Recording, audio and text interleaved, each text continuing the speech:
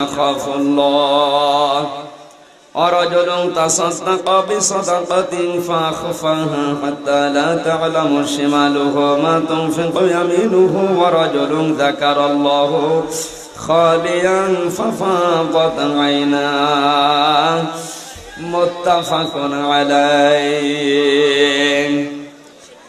إن الله وملائكته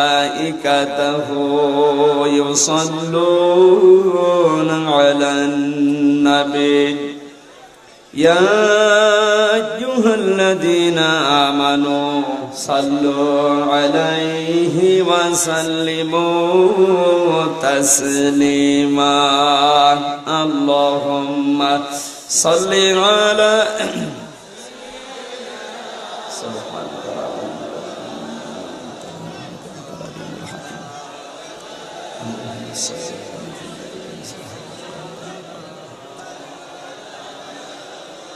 কেউ বা তোমায় পাগল বলে, কেউ বা বলে জাদুকর। আল্লাহ বলেন ওগো হাবিব তুমি আমার পয়গম্বর। আল্লাহুম্মা সাল্লি আলা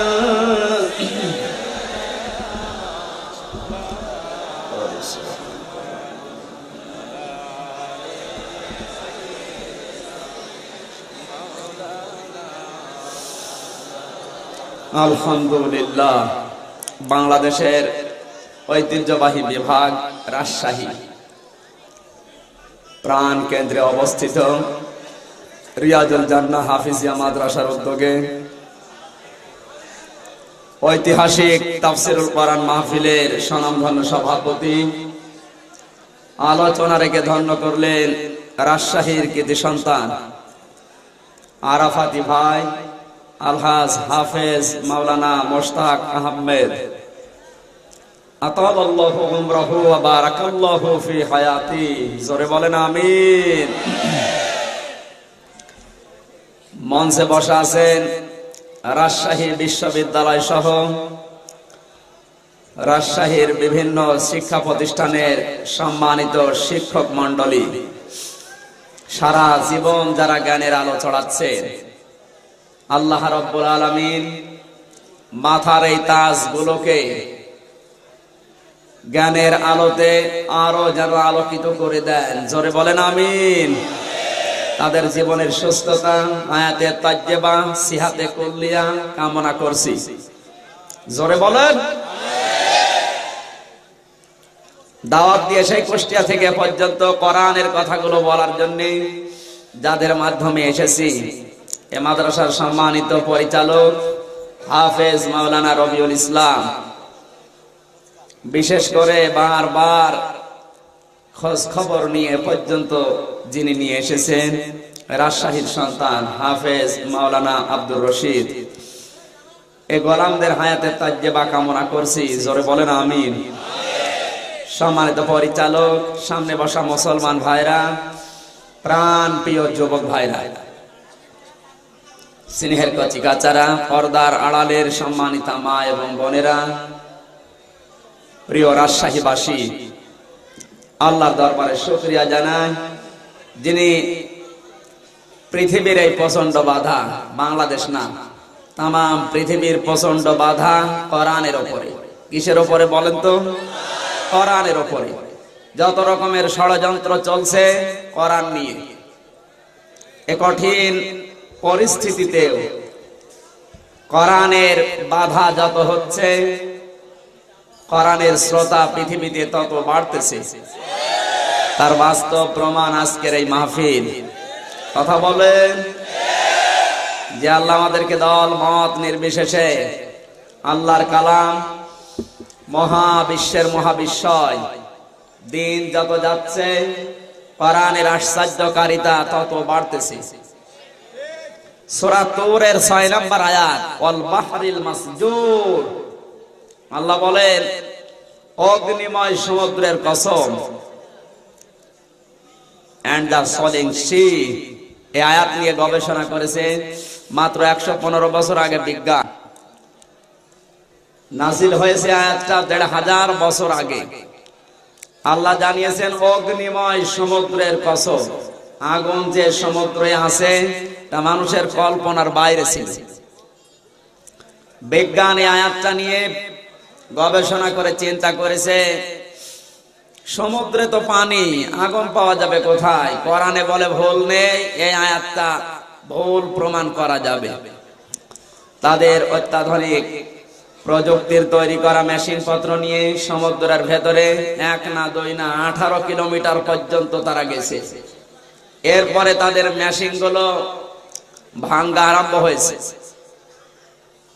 এরপরে যে কাদাগুলো বের হচ্ছে, কাদাগুলো গরম কাদা। সুবহানাল্লাহ বলতে পারেন না?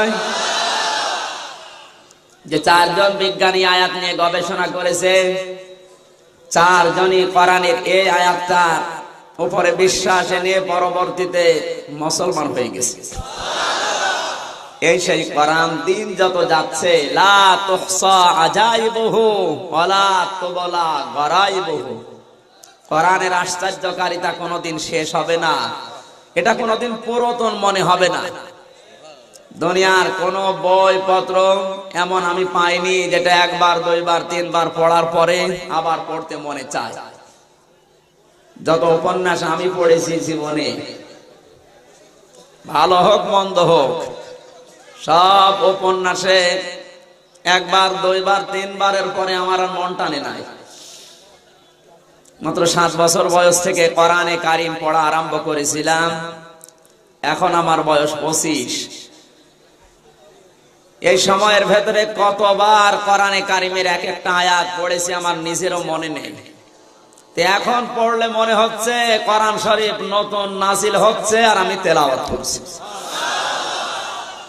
আলা তুবলা গরাইবুহু, বিশ্বনবী ১৫০০ বছর আগে জানিয়েছিলেন যে কোরআন শরীফ পুরাতন মনে হবে না, তার বাস্তব প্রমাণ আমি পেয়েই গেছি।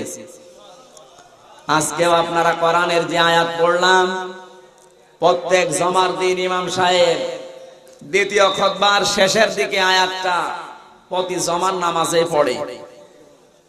এরপরও আজকে শোনার পরে মনে হচ্ছে নতুন জিনিস শুনছি। যে আল্লাহ আমাদেরকে তার কোরআনের মাহফিলে নিয়ে আসলেন, খুশি হয়ে বলেন তো আলহামদুলিল্লাহ।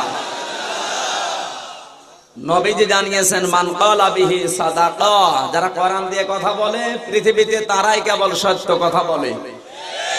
সুতরাং যাদের কথার ভেতরে কোরআন নেই, ও যদি আকাশ থেকেও পালিয়ে আসে ও মিথ্যাবাদী। বলেন আমান আমিলা বিহি উজরা, যারা কোরআন দিয়ে আমল করবে আল্লাহ কেবল তাদেরকে পুরস্কার দান করবে। আমান আমিলা বিহি উজরা মজুলের সিগাইটা, এই শব্দ নিয়ে গবেষণা করেছিলাম বিশ্ববিদ্যালয়ে। আমার গবেষণায় যেটা ধরা পড়েছে, পৃথিবীর অন্যান্য কিতাব থেকে কেউ যদি আমল করে, হাদিস থেকে, ইসলামের ইতিহাস থেকে, আল্লাহ পুরস্কার দেবেন না তা না। হয়তো নবীদের মাধ্যমে, রাসূলদের মাধ্যমে, ফেরেশতাদের মাধ্যমে পুরস্কার পৌঁছিয়ে দেবেন। দামিলা বিহি উজিরা, দুনিয়ায় যারা কোরআন দিয়ে আমল করেছে, কিয়ামতে আমার আল্লাহ নিজে তাদের হাতে পুরস্কার তুলে দিবেন। আমার হাকামা বিহি আদিলা, যারা কোরআন দিয়ে বিচার ফায়সালা করবে, ওরাই কেবল পৃথিবীতে জাস্টিস, ন্যায় বিচার কায়েম করতে পারবে। লক্ষ জনতাকে বলছি, বাংলাদেশের রান্নাঘর থেকে শুরু করে সুপ্রিম কোর্ট পর্যন্ত কোরআনের কোন বিচার আছে? আজ আরো জোরে আছে। হাদিস থেকে প্রমাণ হয় কি এই দেশে এখন 99% অবিচার চলছে। এমনকি আমার জীবনের উপরেও আমি অবিচার করছি। কথা বলেন। আলা তুলকু বিআইদিকুম ইলা তাহলুকা, নিজেদেরকে নিজেরা ধ্বংসের পথে ঠেলে দিও না, এ কথা কার?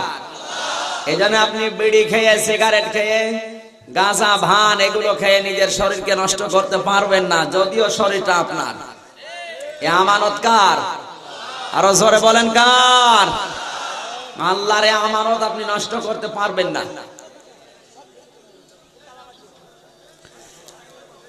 এজন্য দায়িত্বে যারা আছেন এই পৃথিবীতে, মুসলমান হিসাবে আমাদের আহ্বান কোরআনে কারিমে দিয়ে ন্যায় বিচার করা লাগবে। কথা বলেন ঠিক কিনা? আফা হুকমাল জাহিলিয়্যাতি ইয়াবগুন ওয়া মান আহসানু মিনাল্লাহি হুকমান লিকাউমিন ইউকিনুন। সূরা মায়েদার 50 নম্বর আয়াতে আল্লাহ জানিয়েছেন, হে নবী, এরা কি জাহেলদের কাছে আইন চাই? আমি আল্লাহর চাইতে উত্তম আইন পৃথিবীতে আর কে দিতে পারবে? কেউ পারবে? কেউ পারবে? সুতরাং রান্নাঘর থেকে সুপ্রিম কোর্ট পর্যন্ত বিচার যদি করতে হয়, কি দিয়ে বলেন তো? আরো জোরে।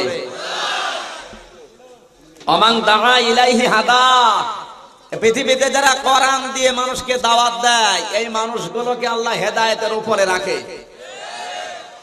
নবীজি সার্টিফিকেট দিচ্ছেন, আপনি যাই মন্তব্য করেন না কেন, কোরআন দিয়ে যারা দাওয়াত দেবে আল্লাহ এদেরকে হেদায়েতের পথে রাখবেন।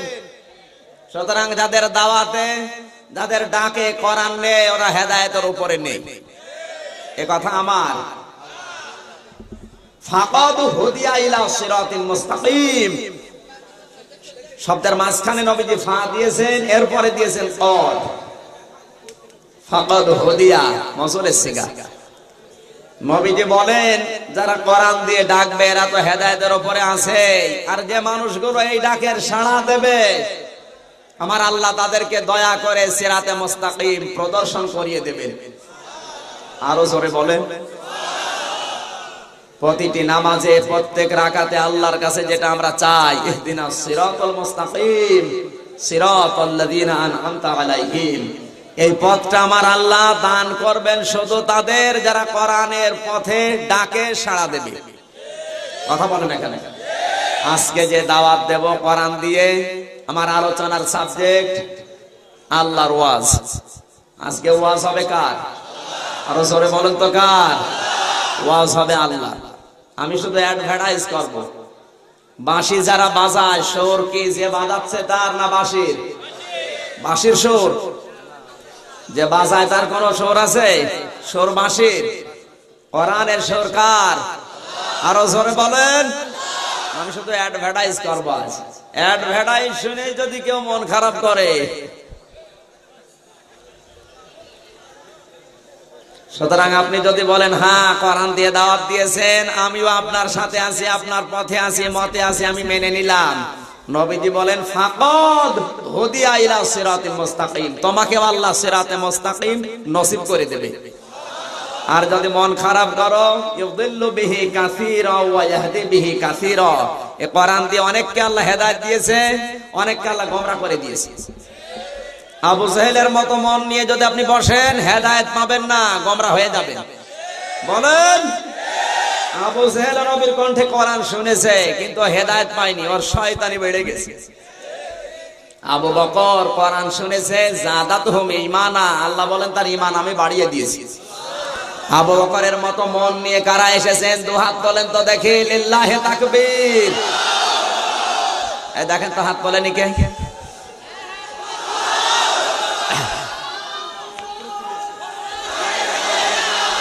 এই হাত নামান তা।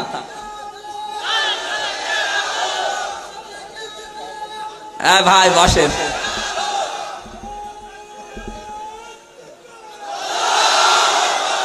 আমি আর ভুল করেও দুই হাত তুলতে বলবো না। এই গাছের উপরে যারা আছে দুই হাত তুললেও তো নিচে পড়বো।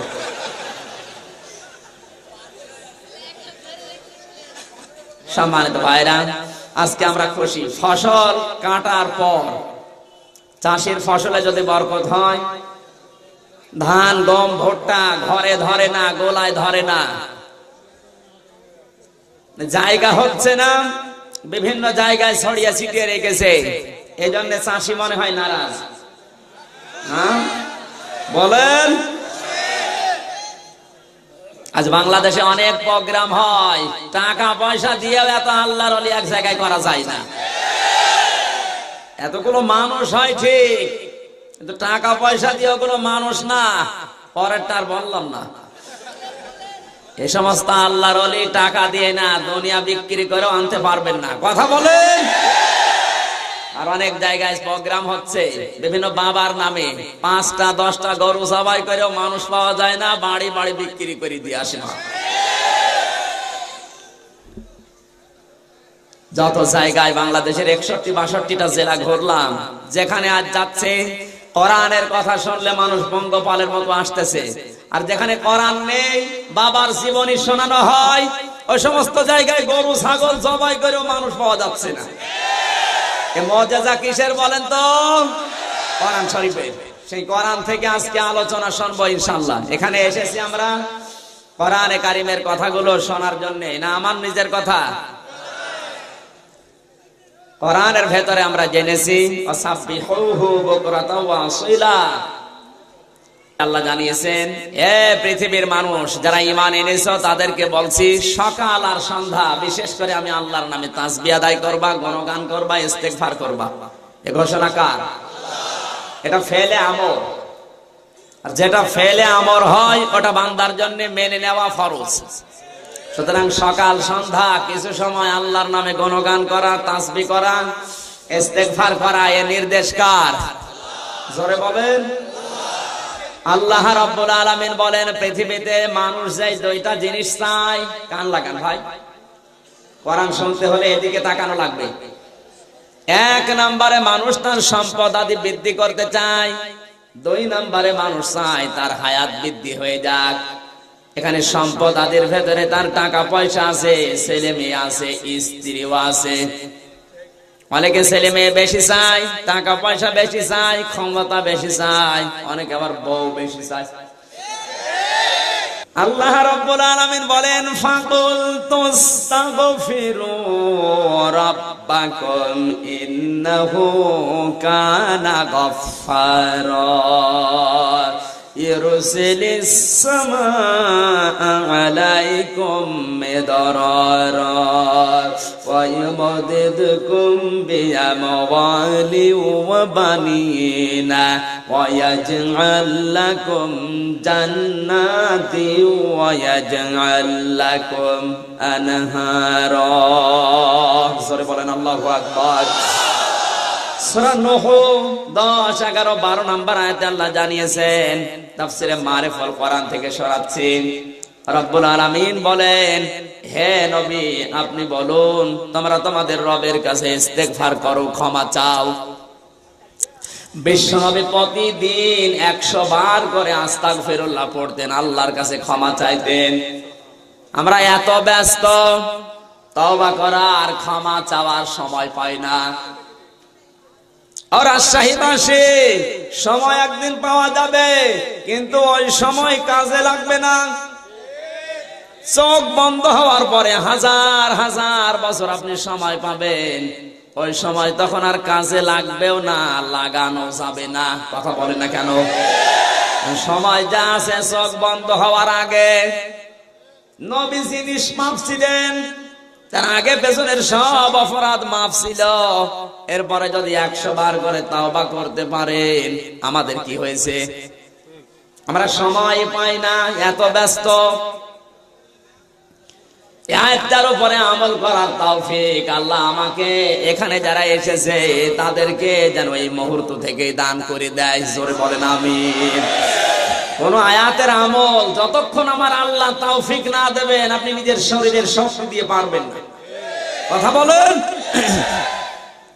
আল্লাহ পাক বলেন, তাহলে আমি করব কি তোমাদের জন্য? ইউরসিলিস সামাআ আলাইকুম মিদরারা, অজস্র ধারায় আমার আসমান থেকে তোমাদের জন্য বৃষ্টি বর্ষণ করব, এটা দিয়ে আমি তৈরি করব। ওয়া ইয়ামদিদকুম বিআমওয়ালি ওয়া বানিন, তোমাদের মাল সম্পদ সন্তানাদি, এমনকি বাগান তৈরি করে দেব, নদী নালা তৈরি করব, তোমাদের খাদ্য বৃদ্ধি করে দেব। মানুষ এখন যে দুইটা জিনিস চায়, তার জন্য শর্ত কিন্তু তওবা করা, আস্তাগফিরুল্লাহ পড়া। কথা বলেন না কেন? আরে মাহফিলটা ওই রকম পরিবেশে আছে, আমরা ক্ষমা চাওয়ার জন্য এসেছি কার কাছে? জোরে বলেন। মুমিনের যতগুলো গুণ, তার ভেতরে অন্যতম গুণ এই, মুমিন সব সময় তওবা করবে। কোরআনে কারীম জানিয়েছে, আত-তাইবুনাল আবিদুনাল হামিদুনাস সাইহুনার রাকিউন, ইলা আখির আয়াত। সূরা তাওবা 10-11 নাম্বার পারা 4 নাম্বার পৃষ্ঠার প্রথম নাম্বার লাইনের 112 নাম্বার আয়াতের প্রথম অংশে আল্লাহ জানিয়েছেন এই পৃথিবীতে মুমিন যারা তাদের যতগুলো গুণ হবে 1 নম্বরে গুণ তারা তাওবাকারী হবে। তাওবার অর্থ হয় 3টা। 1 নম্বরে সারা জীবনের অপরাধের দিকে তাকাবে আর অপরাধটা স্বীকার করবে। যতগুলো অপরাধ জীবনে করেছি নির্দ্বিধায় আমার আল্লাহর কাছে স্বীকার করা লাগবে। আমরা বিভিন্ন মসজিদে, খানকায়, দরবারে পীর সাহেবের কাছে মনে করি তাওবা পড়িয়ে দিচ্ছে, আস্তাগফিরুল্লাহ রাব্বি মিন কুল্লি যামবি ওয়া তুবু ইলাইহি লা হাওলা ওয়ালা কুওয়াতা ইল্লা বিল্লাহিল আলিয়্যিল আযীম। হয়ে গেল? কখনোই না। কোন মানুষ যদি তাওবা করে তার ভেতরে 3টা শর্ত আমার আল্লাহ দিয়েছেন। 1 নম্বরে তাকে বলতে হবে আমি গুনাহগার, আমি অপরাধী। আমাদের জীবনে এটা আছে না নেই? আছে। ধরা পড়ার পরে অনেকে স্বীকার করে না। সারা পৃথিবীর মিডিয়া প্রকাশ করে দিয়েছে। গম 2 নাম্বার, সারা পৃথিবীর মিডিয়া প্রকাশ হয়েছে বস্তা ভর্তি টাকা পাওয়া গেছে বিড়ালের ভেতরে। এরপরে অনেকে বলেন না এ কাজ আমি করিনি। ওগুলো প্রচার করছে ফেরেশতারা। বলো, এই টেন্ডেন্সির মানুষ যারা অন্যায় করার পরেও কোনো ব্যক্তি, পরিবার, সমাজ, কোনো প্রতিষ্ঠানে, কোনো জায়গায় দায়িত্বে থেকে যদি অন্যায় হয়ে যায় আর যদি স্বীকার করতে না চায়, ওকে আল্লাহ মাফ করবে না। আর এই মানুষ এখন দিন দিন বাড়তেছে। কথা বলেন, হাতে নাতে ধরা পড়ার পরও স্বীকার করে না। আদম নবীকে মাফ করার পেছনে একটা কারণ, আর শয়তানকে মাফ না করার পেছনে একটা কারণ। 70 লক্ষ বছর ইবাদত করেছে শয়তান, কিন্তু ক্ষমা পায়নি একটা মাত্র কারণে, ও অপরাধ করার পরে স্বীকার করেনি। আল্লাহ ডাক দিলেন কেন, সেজদা দিলে না? ও বলেছে ক্বালা আনা খায়রুম মিনহু খালাকতানি মিন নারি ওয়া খালাকতাহু মিন তিন। আল্লাহ পাক বলেন কেন সেজদা দিলেন আমার আদমকে? শয়তান বলে আল্লাহ তুমি আমাকে বানিয়েছো আগুন দিয়ে আর ওটা বানিয়েছো মাটি দিয়ে, আমি এই জন্য ওকে সেজদা করি নাই।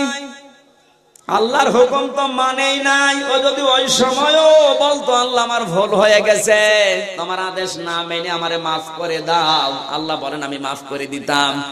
কিন্তু ভুল স্বীকার না করে আল্লাহর কাছে আর্গুমেন্ট পেশ করছে আমি তার চাইতে ভালো। কান খাড়া করে শুনবেন, অন্যায় করার পরে যারা স্বীকৃতি দিতে চায় না, স্বীকার করতে চায় না, সে যে দল করুক বাংলাদেশে, ও কিন্তু মানবরূপী শয়তান। ওকে আল্লাহ মাফ করবে না। ওকে যদি মাফ করে তাহলে ইবলিসকেও মাফ করা লাগবে, কারণ আমাদের চাইতে ওর ইবাদত কম ছিল না। বলেন, 70 লক্ষ বছর ইবাদত করেছে, কিন্তু ভুল করার পরে, অন্যায় করার পরে স্বীকার করে নাই, এজন্য মাপ পায় নাই। আজ বাংলাদেশে যারা অন্যায় করে, ভুল করে স্বীকার করতে চায় না, আমি আর নিচে নামলাম না।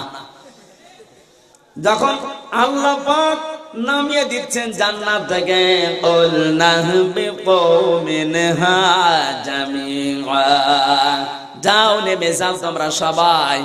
এখানে শুধু আদম নবী, হাওয়া আলাইহিস সালাম আর শয়তানি শুধু ছিল না। ইহবিতু, জমা, তোমাদের সবাইকে আমি নামিয়ে দিলাম। এখানে সবাই বলতে মুফাসসিরিনে কেরাম লিখেছেন শুধু আদম আর হাওয়া না, আদম হাওয়ার সন্তান কিয়ামত পর্যন্ত যত আসবে তারা ইহবিতুর ভেতরে ছিল। সুবহানাল্লাহ বলতে পারেন না? সুতরাং আমরা আছি না নেই? নাকি আমরা আদমের সন্তান না অন্য কারো সন্তান? আমার ভাইরা কান লাগান, সবাইকে যখন আল্লাহ নামিয়ে দিলেন, হযরত আদম পৃথিবীতে আসার পরে 1 না 2 না 350 বছর পর্যন্ত আল্লাহর কাছে এই কথাটা বলেছিলেন, রব্বানা যালামনা আনফুসানা ওয়া ইল্লাম তাগফির লানা ওয়া তারহামনা লানাকুনান্না মিনাল খাসিরিন। জবান ছেড়ে কোরআনের সোনালী আয়াতটা পড়েন, রব্বানা যালামনা আনফুসানা ওয়া ইল্লাম তাগফির লানা ওয়া তারহামনা লানাকুনান্না মিনাল খাসিরিন। সূরা আরাফের 22 নম্বর আয়াতে আল্লাহ জানিয়েছেন, হযরত আদম নবী ডাক দিয়ে বলে, রব্বুল আলামিন, আমার নফসের উপর আমি জুলুম করেছি, অত্যাচার করে ফেলেছি, তুমি আমাকে ক্ষমা করে দাও। তুমি যদি আমাকে মাফ না করো আমি ক্ষতিগ্রস্ত হয়ে যাব। আদম নবী ক্ষমা পেয়েছিলেন নিজের অপরাধ স্বীকার করার কারণে। কথা বোঝা গেছে? আজ পৃথিবীতে যারা আদম নবীর সন্তান দাবি করবে, ওরা অন্যায় যদি করে অবশ্যই স্বীকার করবে। আর দাদা আদম বাদ দিয়ে অন্য কারো সন্তান স্বীকার করবে না। কথা বলছে না কেন? তার 1 নম্বরে এই কোলাঙ্গার অংশান সুসি ন্যায় করছে না অন্যায় করছে? পৃথিবীর বিভিন্ন জায়গা থেকে চাপ দিচ্ছে, ও বলে না এটা অন্যায় না, মানব অধিকার লঙ্ঘন না। আজকে যারা ফেসবুক দেখেছেন ও কিন্তু স্বীকার করে না। কথা বলছে না কেন?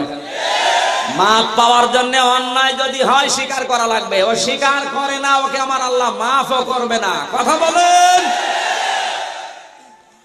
2 নম্বরে অনুতপ্ত হওয়া লাগবে, অনুশোচনা করা লাগবে। 3 নম্বরে এই কাজটা জীবনে আমি আর করব না, ফিরে আসলাম। তাওবা অর্থ কিন্তু এই 3টা। কথা বলেন না কেন? শুধু আস্তাগফিরুল্লাহ রাব্বি মিন কুল্লি পড়ার নামই তাওবা না, ওটা তো পড়তেই হবে। পাশাপাশি এই 3টা বিষয় আমাদের ভেতরে যদি আসে, মহান আল্লাহ বলেন আমি তোমাদের সন্তানাদি, ক্ষমতা, রিজিক এবং যেটার জন্য তোমরা সবচাইতে বেশি আকাঙ্ক্ষা করো, বেঁচে থাকবো কিয়ামত পর্যন্ত। মানুষ সবচাইতে বেশি চায় হায়াত। আলা তাজিদান্নাহুম আহরাসান নাসি আলা হায়াতি ওয়া মিনাল্লাযীনা শারাকু। আল্লাহ পাক সূরা বাকারার ভেতরে জানিয়েছেন, এই পৃথিবীতে যদি আপনি জিজ্ঞাসা করেন তোমরা কি চাও, তোমাদের যদি হায়াত বাড়িয়ে দেওয়া হয় 1000 বছর, ওরা বলবে আলহামদুলিল্লাহ। মানুষ যেটা সবচাইতে বেশি চায় তার নাম হায়াত। তার নাম কি? হায়াতি যদি না থাকে 49 সাল পর্যন্ত থাকা যাবে। এই কথা বলছে না কেন? হায়াতি যদি না থাকে 71 সাল পর্যন্ত থাকা যাবে। সুতরাং দরকার কি? হায়াত। আমার ভাইরা, আমি শিক্ষা দিচ্ছিলাম, এ মাহফিলটার পরিবেশ যেহেতু এরকম, আমার ক্ষমা চাওয়ার একটা পরিবেশ আল্লাহ বানিয়ে দিয়েছেন। আজকে ক্ষমা চেয়ে জীবনের অপরাধগুলো স্বীকার করে এরপরে আমরা বাড়ি যেতে চাই। রাজি আছি আমরা? আল্লাহ যেন আমাদের তৌফিক দেন। জোরে বলেন আমিন। দরুদ আর সালাম পাঠায় আমাদের নবী, যিনি সবুজ গম্বুজের নিচে মদিনার ওই রওজায় আছেন। লক্ষ লক্ষ মানুষেরা দেখলাম সালাম দিচ্ছে।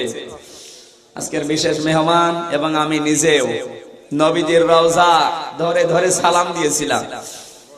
বিশ্বনবী বলেন, যারা আমার রওজার পাশে এসে সালাম দেয় আমি নিজে তাদের নাম ধরে ধরে উত্তর দিয়ে দেই।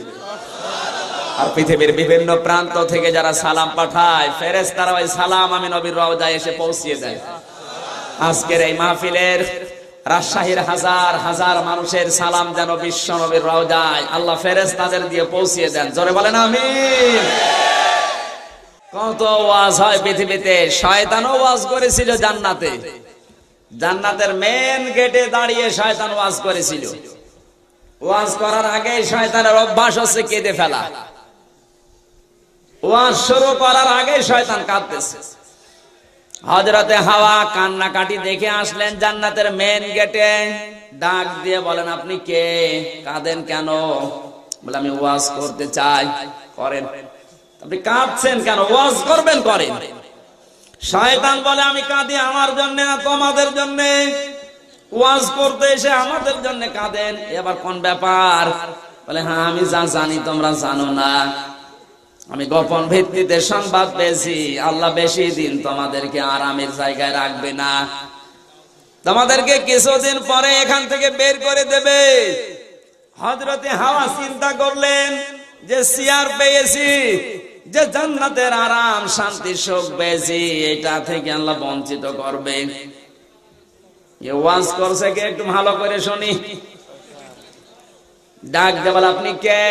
শয়তান পরিচয় দিচ্ছে, কাসামাহুমা ইন্নী লাকুমা লামিনান নাসিহিন। সূরা আরাফের ভেতরে আল্লাহ জানিয়েছেন, শয়তান ওই দিন কসম করে বলেছিল, আল্লাহর নামে কসম করে বলছি, আমি তোমাদের হিতাকাঙ্ক্ষী, আমাকে চিনতে পারো নাই। আজ পৃথিবীর বিভিন্ন দেশ থেকে বাংলাদেশে মুসলমানের ঈমান ধ্বংস করার জন্য যারা আসে, এরা কিন্তু হিতাকাঙ্ক্ষী সেজে আসে। ও বাংলার মুসলমানেরা কান খাড়া করে শোনো, ক্লাস 1 থেকে মাস্টার্স পর্যন্ত কোন জায়গায় কোরআনের একটা আয়াত নেই, একটা হাদিস নেই, নবীজির জীবনী নেই, সাহাবীদের কোনো আদর্শ নেই। এরপরেও এই শিক্ষা ব্যবস্থায় ক্লাস 7-এ যখন একটা ছেলে পরীক্ষা দেয়, ও তখন 2 রাকাত নামাজ পড়ে বাড়ি থেকে যায়। কথা বলছে না কেন? শুধু নামাজ পড়ে যায় তা না, ওর মা মান্নত করে, আল্লাহ ছেলে যদি পাস করে মুরগিটা মসজিদে দেব, ডিম 2টা হুজুরকে খাওয়াবো, এরকম মান্নত করে বসে আছে। ছেলে যখন পাস করেছে, মা চিন্তা করছে যে কোরআনের কারণে আমার ছেলে পাস করেছে, ওই কোরআন আমি শিখাবো, শেষে হুজুরের কাছে পাঠায়। এদেশে যারা আছেন, জিওর নামে, ব্যারাকের নামে, চেরাকের নামে, আরো কত নাম, আশা, নিরাশা, দুরাশা, প্রায় 13টা সংগঠন কাজ করছে আজ বাংলাদেশে। এরা চিন্তা করছে, এই কায়দায় তো হয়নি, শিক্ষা ব্যবস্থায় হাত দিয়েও পারলাম না, একটা ছেলেকেও যখন আমাদের দলে ভেড়াতে পারি না, এরা বড় হয়ে দেখি কোরআনের কাছে যায়। শিক্ষা ব্যবস্থায় হাত দিয়ে যখন কিছু হয়নি, অন্য লাইনে চেষ্টা করা লাগবে। এই জন্য ওরা 3টা চেষ্টা পদ্ধতি কর্মসূচি হাতে নিয়েছে। এটা গোপন সংবাদ, যেহেতু শয়তান ডাক দিয়ে বলেছে আমি গোপন ভিত্তিতে সংবাদ পেয়েছি, আমিও গোপন ভিত্তিতে সংবাদ পেয়ে বলছি, রাগ করলে আমার কিছু করার নেই। সংবাদ হচ্ছে 3টা। একটা কথা যদি আপনি ভুল প্রমাণ করতে পারেন, জীবনে আমি আর কথা বলবো না। ক্লাস 1 থেকে মাস্টার্স পর্যন্ত কোরআনের একটা আয়াত দেখান।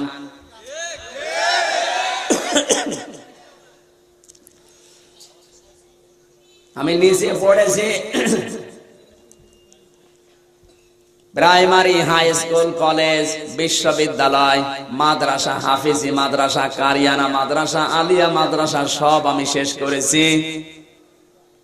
আগে যা ছিল, এখন যে সিলেবাস ক্লাস 1 থেকে কামেল পর্যন্ত, তার মানে মাস্টার্স পর্যন্ত কোরআনের একটা আয়াত, একটা হাদিসের ব্যাখ্যা এখন আর পাওয়া যাচ্ছে না। নাস্তিক, মুরতাদ, রামবাম, এরা চিন্তা করেছে বাংলার এই ছেলেগুলোকে তো বসে আনা গেল না, আমাদের জীবনের সব চিন্তা ভাবনা ব্যর্থ। এখন ওদের টার্গেট 3টা। 1 নম্বরে এই ছেলে যার কাছে কোরআন পড়তে যায়, এই আলেমদেরকে ওরা প্রথম টার্গেট করেছে। এজন্য পৃথিবীর টার্গেট যারা রামবাম আর নাস্তিক, এদের 1 নম্বরে টার্গেট কিন্তু পৃথিবীর আলেমরা। কারা বলেন? তাদের টার্গেটের ভেতরে সব আলেম না। এই দেশে যারা কোরআনে কারিমের মুফাসসির, যারা তাফসীর করতে পারে, এদেরকে কিন্তু নাস্তিকরা টার্গেট করেছে, কারণ এরা কোরআনের হক কথাগুলো মানুষকে বোঝাতে পারে। দুই নম্বরে জালেমদের টার্গেট হচ্ছে আলেমদের ভেতরে যারা নেতৃত্ব দিতে পারে তাদেরকে তারা টার্গেটে নিয়েছে। পৃথিবীতে হাজারো আলেম আছে, সব আলেম বাতিলের টার্গেট না। কোটি কোটি আলেম দুনিয়ায় থাকলেও বাতিলের কোনো মাথা ব্যথা নেই। বাতিলের মাথা খারাপ হয় তখন যখন আলেমরা নেতৃত্ব দেয়। এই বসেন বসেন বসেন, কথা আগে বসেন ভাই, ঠান্ডা করে কথাগুলো বসেন। এরা এক ঢেলে দুই পাখি মারতে চায়, কারণ কি? ওরা জানে শুধু আলেমদেরকে মেরে ফেললে হবে না, এই আলেমদেরকে মেরে ফেলার আগে কিছু বদনাম দুর্নামেদের নামে দেওয়া লাগবে। এই পৃথিবীতে আমি ফেরাউনের জীবন পড়েছি, নমরুদের জীবন পড়েছে, সাদ্দাদের জীবন পড়েছে, কিন্তু তারাও এইভাবে নবীদেরকে এত বেশি অপবাদ দেয়নি। নমরুদ ইব্রাহিমকে আগুনে দিয়েছে ইসলামের কারণে। কিসের কারণে? হযরতে মুসা নবীকে দেশ থেকে তাড়িয়ে দিয়েছে ফেরাউন ইসলামের কারণে। জাকারিয়া নবীকে কাফেররা করাত দিয়ে চিরে ফেলেছে ইসলামের কারণে। বিশ্ব নবী মুহাম্মদুর রাসূলুল্লাহকে 3 বছর জেলখানায় দিয়েছে ইসলামের কারণে। হাজার হাজার নবীকে রাসূলকে হত্যা করেছে কিন্তু শুধু ইসলামের কারণে। আজ পৃথিবীর দিকে তাকান, যারা জালেম, যারা বাতিল, যারা নাস্তিক, এরা শুধু আলেমদের হত্যাই করে না, হত্যা করার আগে তাদের নামে আশেপাশে বদনাম দিয়ে দেয়। এরা ছিল ধর্ষণকারী, এরা মানুষের বাড়ি ঘরে আগুন দিয়েছে, এদের চরিত্র খারাপ, বিভিন্ন অপবাদ দিয়ে দিয়ে যখন মেরে ফেলতে পারে, দুইটা লাভ তাদের হয়। একদিকে আলেম শূন্য হয়ে গেলে কোরআন আর শিক্ষা নিতে পারবে না, দুই দিকে পরবর্তী প্রজন্ম যারা আসবে পৃথিবীতে, ওরা মনে মনে ভাববে কোরআন শিখতে যাব কার কাছে? বড় হুজুরের অবস্থা যদি ওই হয়, ছোট হুজুরের কোনো বিল নেই। এক ঢিলে পাখি মারছে কয়টা? আরো আসতে বলেন। এই নিচে নামা লাগবে। এর বড় যদি বলেন হুজুর আমি কিছুই বুঝি না, এদিকে আসে, আপনাকে ছড়ি কোদাল দিয়ে বোঝাচ্ছে। সূক্ষ্ম ষড়যন্ত্র চলছে পৃথিবীতে আলেম বিদায় করার জন্য। কথা বলেন ঠিক কিনা? সব আলেম, সব আলেম, আলেমদের ভেতরে যারা নেতৃত্ব দিতে পারে তাদের, 2 নম্বরে যারা তাফসীর করতে পারে তাদের, 3 নম্বর যারা কোরআন শিক্ষা দিচ্ছে তাদের, বাকি যারা বাবার জীবনী শিক্ষা দেয়, আল্লাহর নামে যারা শিরক আর বেদাতের ব্যবসা করে, এদের কিন্তু টার্গেট না, এরা আছে জামায় আদরে। কথা বলেন। ঢাকার পান্ত পথে লিটন জওয়ান চিশতির সাথে যে আলেম বসে বসে পাথরের ব্যবসা করে, ও বাতিলের টার্গেট হবে না জামাই হবে? জামাই। নিজের চোখে দেখে আসলাম কাবার পাথর, জান্নাতের পাথর, যেটা হাজরে আসওয়াদ, যেখানে চুমা দিলে জীবনের গুনাহ মাফ হয়ে যায়। হাদিস পড়েছি, হযরত ওমর একটা লাঠি নিয়ে কাবা শরীফের এই পাথরের কাছে গেলেন, ডাক দিয়ে বলে, কাবার পাথর, তুমি আমার ভালো করতে পারো না, মন্দ করতে পারো না। তোমাকে আমি চুমা দেই এই কারণে, কারণ নবীজি তোমাকে চুমা দিয়েছে। নবী যদি তোমাকে চুমা না দিত, আমি তোমাকে কোনোদিন চুমা খাতাম না।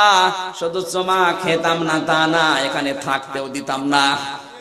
এই কাবা শরীফ থেকে তোমাকে আমি নামিয়ে ভেঙে টুকরা টুকরা করে ফেলতাম।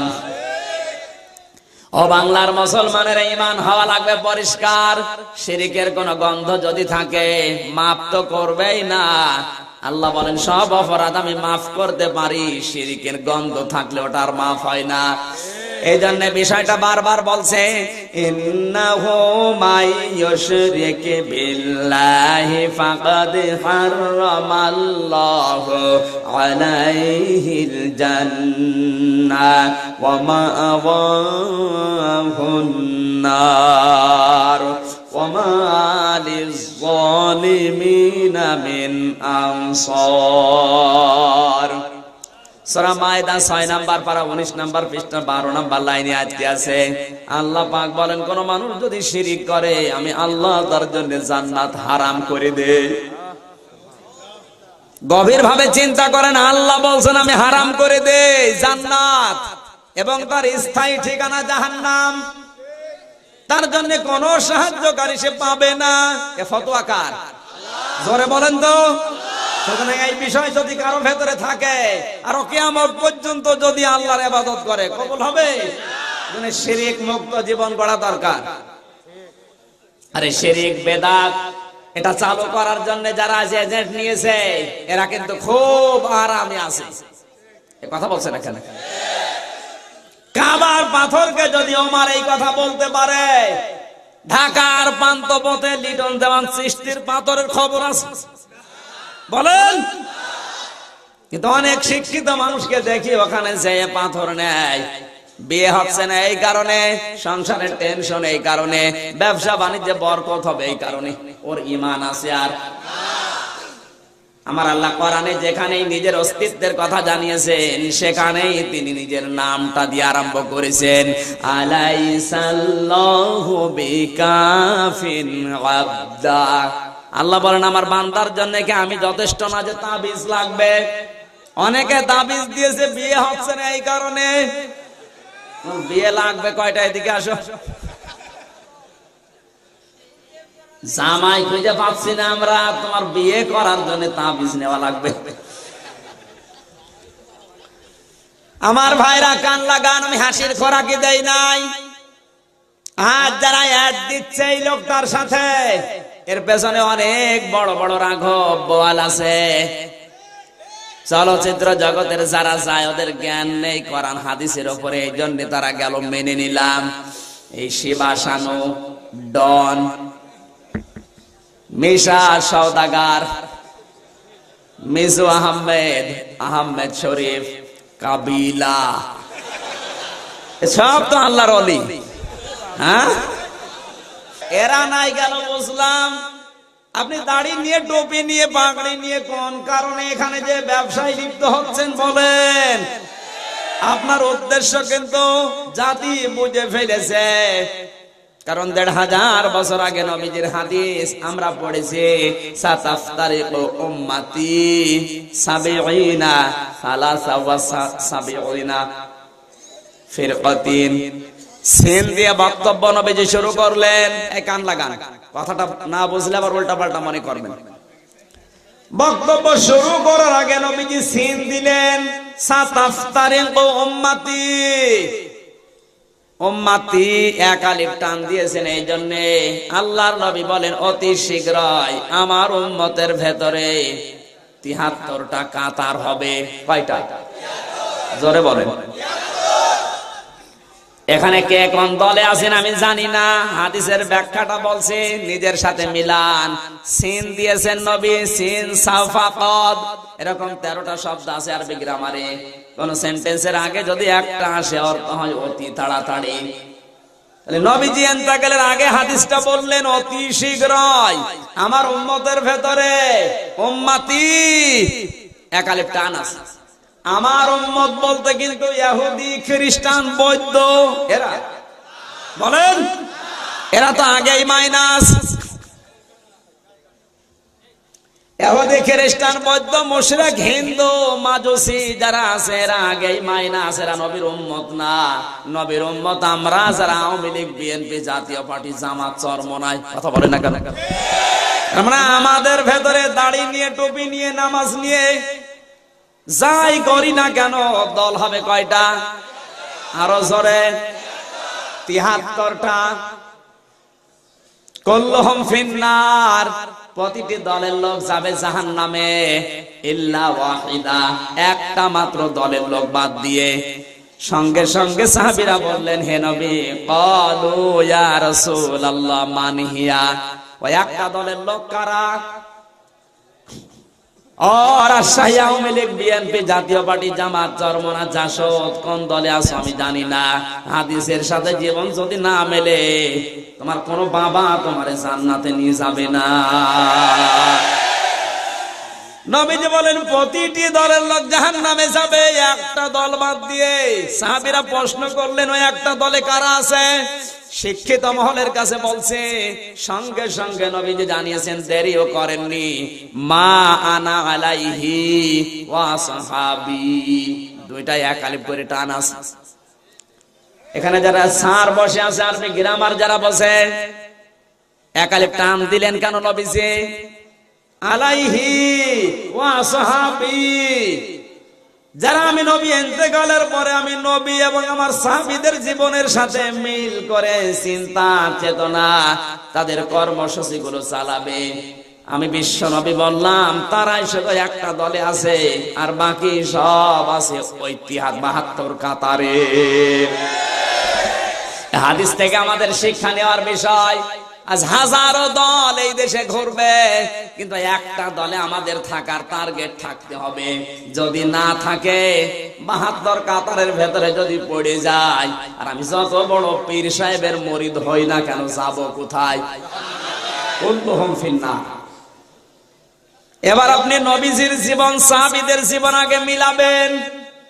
চট্টগ্রামে গিয়েছিলাম, জিকির করছে আর লাফাচ্ছে আর ঢোল বাজাচ্ছে। জিজ্ঞাসা করলাম, ভাই আপনি এত লাফান? বলছে, লাফাই মানে এত লাফিয়ে তো টেনশনে আছে জান্নাত পাবো কিনা। আর তুমি বসে বসে জান্নাত পাবা, ওদের টেনশন দেখেন। এবার আপনি নবীজির জীবনে দেখবেন, কারণ হাদিসের পরিভাষা কি? মা আনা আলাইহি ওয়া সাহাবী। কথা বোঝা যাচ্ছে? নবীজির জীবনের সাথে আপনি দেখবেন বিশ্ব নবী কোনদিন ঢোল বাজিয়েছেন, লাফিয়ে লাফিয়ে জিকির করেছেন? জোরে বলুন। সাহাবীদের একটা জীবনে আছে।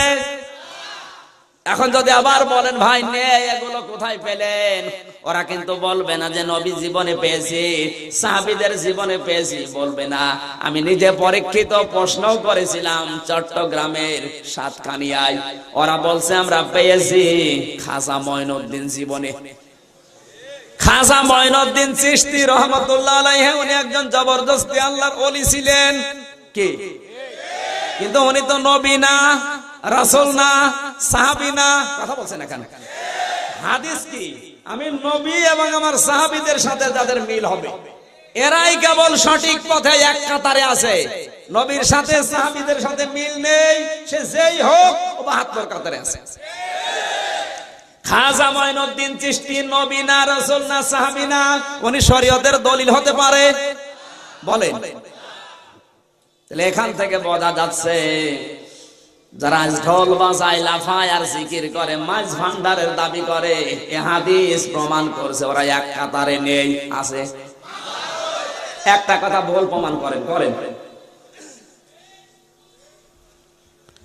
এখন যদি কেউ ফজরের নামাজের সময় রাজশাহীর এই বড় মসজিদে যাবার পরে দেখে ইমাম সাহেবের দাড়ি নেই, উনি দাড়ি কেটে একেবারে সাফা। মুসল্লি যদি বলে, হুজুর আপনি দাড়ি কেটেছেন, আপনার পেছনে নামাজ পড়বো না। ইমাম সাহেব যদি বলে, বেটা তোমারও তো দাড়ি নেই, তুমিও তো দাড়ি চাচা। কথা বলেন না কেন? মুসল্লি কি বলবে? হুজুর দাড়ি কেটে মুসল্লি হওয়া যায়, দাড়ি কেটে ইমাম হওয়া যায় না।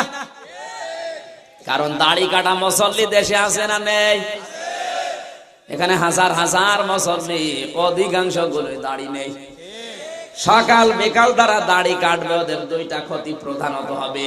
এক নম্বরে ত্বক নষ্ট হবে, 2 নম্বরে যৌবন হারিয়ে যাবে। ধরে বলেন সুবহানাল্লাহ। সুবহানাল্লাহ বলছেন, কয়দিন পরে টের পাবেন। যেদিন চাষি চলে যাবে ওই দিন টের পাবে। সুবহানাল্লাহ বলছে। আর ত্বক নষ্ট হবে, চাষি চলে যাবে, বলছে সুবহানাল্লাহ। এখানে সুবহানাল্লাহ হবে না নাউজুবিল্লাহ? শুধুই কি নাউজুবিল্লাহ, না দাড়ি রাখা লাগবে? উল্টা পাল্টা বুঝবেন না ভাই। যারা দাড়ি বেশি কাটবেন দেখবেন এই ক্ষতিটা হবে। ডাক্তার জাকির নায়েক ওর 13 খণ্ড লেকচারে 7 নাম্বার খণ্ডের 5 নাম্বার পৃষ্ঠার 3 নাম্বার লাইনে ইকরা এই শব্দের ব্যাখ্যা করতে গিয়ে যতগুলো কথা দিয়েছেন, তার ভেতরে অন্যতম খালিফুল মুশরিকিন আউফাল লুহা ওয়াকফুশ শারিব। নবীজির এই হাদিসের ব্যাখ্যা করতে গিয়ে উনি লিখেছেন যারা দাড়ি কাটবে বেশি, উনি যেহেতু একজন ডাক্তার, উনি কি উনি ডাক্তার না, উনি কিন্তু ডক্টর না, ডাক্তার। পৃথিবীতে জ্ঞানী মানুষ যদি 10 জন থাকে তার ভেতরে ডাক্তার জাকির নায়েক একজন। এই কথা স্বীকার করেন তো? উনি তথ্য দিচ্ছে দাড়ি যারা বেশি বেশি কাটবে ত্বক নষ্ট হয়ে যাবে, 2 নম্বরে যৌবন হারিয়ে যাবে। জোরে বলেন নাউজুবিল্লাহ। সুতরাং ত্বক যদি ঠিক রাখতে চান, যৌবন যদি অটুট রাখতে চান, অবশ্যই আপনাকে দাড়ি রাখা লাগবে।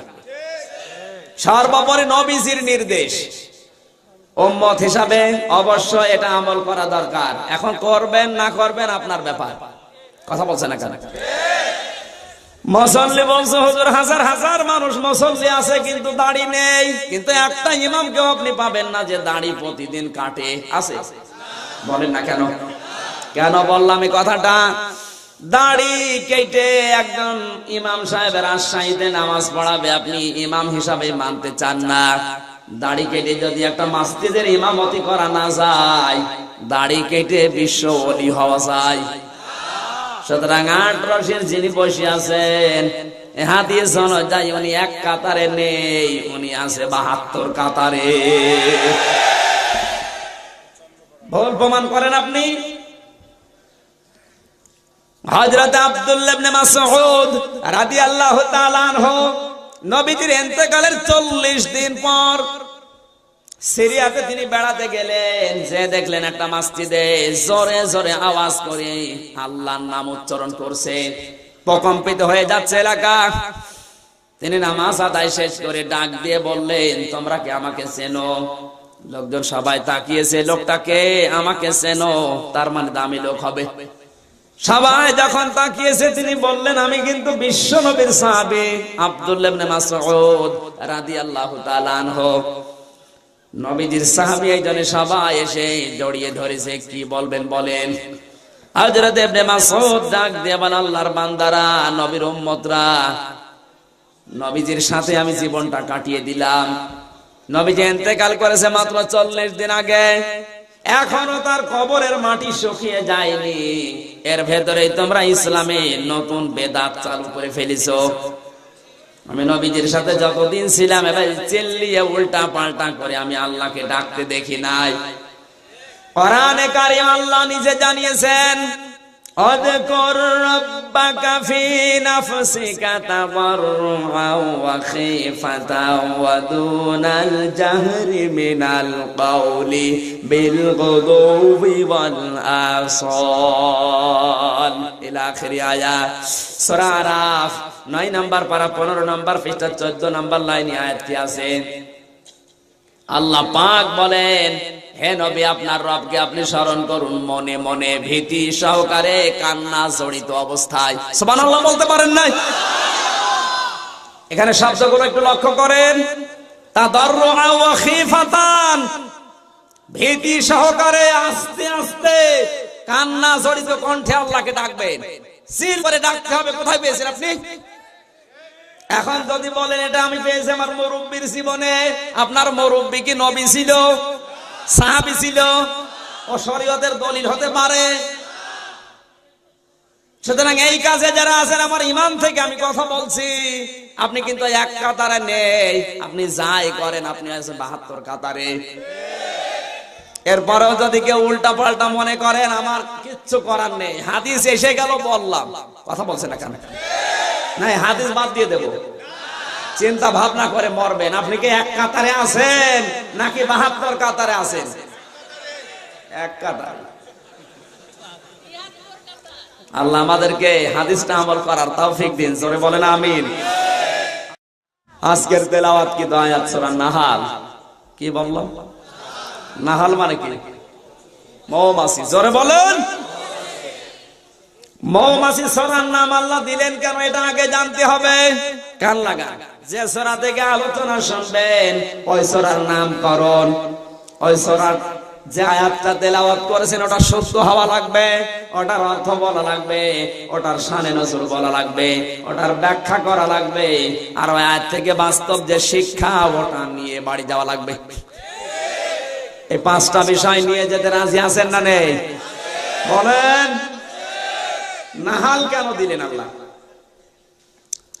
আল্লাহ রাব্বুল আলামিন বলেন নাহাল দিয়েছি, ওয়া আওহা রাব্বুকা ইলান নাহলি আনিত্তাখিযি মিনাল জিবালি বুয়ুতাও ওয়া মিনাশ শাজারি ওয়া মিম্মা ইয়ারিশুন। সূরা নাহালের 68 নম্বর আয়াতে আল্লাহ জানিয়েছেন, হে নবী, আপনার রব মৌমাছির প্রতি ওহী করেছিলেন মাত্র একবার, তোমরা বাসা বানাবে তিনটা জায়গায়, আনিত্তাখিযি মিনাল জিবাল, পাহাড়ের পাদদেশে চূড়ায়, বুয়ুত, মানুষের ঘরের চালে ছাদে, আর শাজার, এবং গাছের ডালে। হে নবী, আপনি লক্ষ্য করে দেখবেন, আমি আল্লাহ মৌমাছি তৈরি করার পরে শুধু একবার আদেশ দিয়েছি, কিয়ামত পর্যন্ত ওরা যত ঘর বানাবে শুধু এই তিনটা জায়গায়, অন্য জায়গায় তৈরি করবে না। কথা বলে না কেন? আল্লাহ মৌমাছিকে আদেশ দিয়েছে কয়দিন? একদিন আদেশ দিয়েছে, কিয়ামত পর্যন্ত একটা আদেশই মেনে চলবে। মৌমাছির জীবনে যতগুলো শিক্ষা মানুষ নিতে পারে, ওই সমস্ত শিক্ষাগুলো দিয়ে সূরা নাহালের ভেতরে আল্লাহ বিস্তারিত আলোচনা দিয়েছেন। তার অন্যতম হচ্ছে সূরা নাহালের 90 নম্বর আয়াত, যেটা প্রতি জুমার দিন শোনা হয়। ইমাম সাহেব আরবিতে পড়ে, আমরা বুঝি না, আজকে আরবিতে পড়ে, বাংলায় পড়ে ব্যাখ্যা করে আমরা বুঝবো। কি আল্লাহ রাব্বুল আলামিন বলেন, ইন্নাল্লাহা ইয়া'মুরু বিল আদলি ওয়াল ইহসানি ওয়া ইতা'যিল কুরবা ওয়া ইয়ানহা আনিল ফাহশা'i ওয়াল মুনকার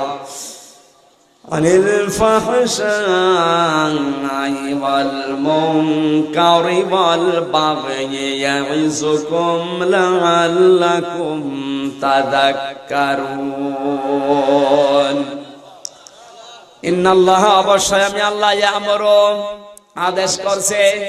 এই আদেশ কার? বিল আদলি।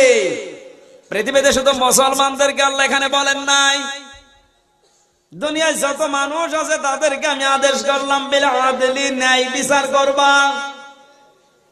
এজন্য পৃথিবীর দিকে লক্ষ্য করে দেখবেন, যেখানে অবিচার হয়, অত্যাচার হয়, জুলুম হয়, অনেক ইমানদার আছে, কথা বলে না, কিন্তু মানুষ এজন্য ঈমান নেই, বিবেক আছে, এই কারণে প্রতিবাদ করে। কথা বলছে না কেন? আজ রোহিঙ্গাদের উপরে, কাশ্মীরের উপরে, সর্বোপরি বাংলাদেশের মুসলমানদের উপরে যে জুলুম, অত্যাচার, নির্যাতন চলে, অনেক ইমানদার দাড়ি টুপি মুখে নিয়েও কথা বলে না, কিন্তু অনেকের ঈমান নেই, কিন্তু বিবেক আছে, এই তাড়নায় প্রতিবাদ করে। আমার কি নাম ধরা লাগবে? আজ রোহিঙ্গাদের জন্য বিশ্বের কত দেশ থেকে প্রতিবাদ জানাচ্ছে, কিন্তু বাংলাদেশে আমরা এমন মুসলমান, ঈমান আছে, বিবেক নেই। এই কথা বলছে না কেন? অনেকের ঈমান আছে, বিবেক নেই, এজন্য কথা বলে না। যাদের ঈমান নেই, বিবেক আছে, ওরা বসে থাকে না, প্রতিবাদ জানাচ্ছে।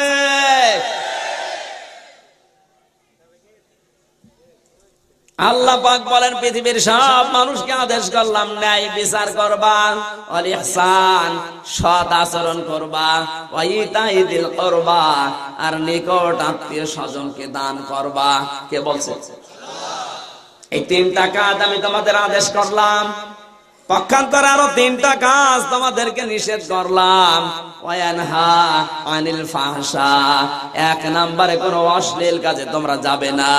2 নম্বর ওয়াল মুনকার, কোন মন্দ কাজে যাবে না। 3 নম্বর আল বাগী, সীমা লঙ্ঘনের কোন কাজ করবে না। আল্লাহ পাক বলেন তিনটা আদেশ আর তিনটা নিষেধ করার পরে আমি কি জানিয়েছি?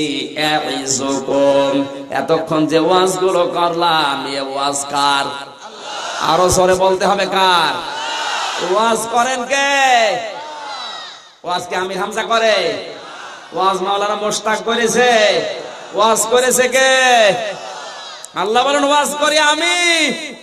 সুতরাং ওয়াজ মাহফিলে, তাফসীর মাহফিলে যারা বাংলাদেশে বাধা দাও, কসম করে বলছি তোমরা আল্লাহর দলে নেই, তোমরা আল্লাহ বিরোধী লোক।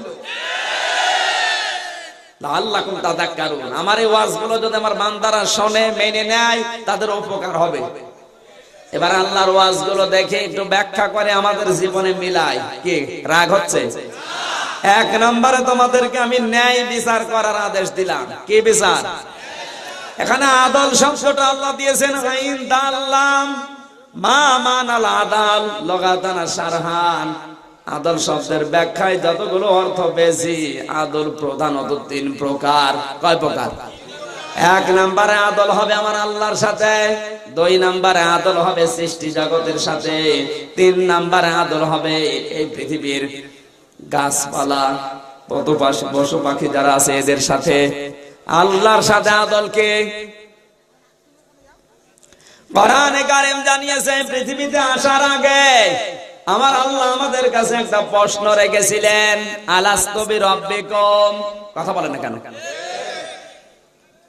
وَإِذْ أَخَذَ رَبُّكَ مِنْ بَنِي آدَمَ مِنْ ظُهُورِهِمْ ذُرِّيَّتَهُمْ وَأَشْهَدَهُمْ عَلَى أَنفُسِهِمْ أَلَسْتُ بِرَبِّكُمْ قَالُوا بَلَى شَهِدْنَا أَن تَقُولُوا يَوْمَ الْقِيَامَةِ إِنَّا كُنَّا عَنْ هَذَا غَافِلِينَ।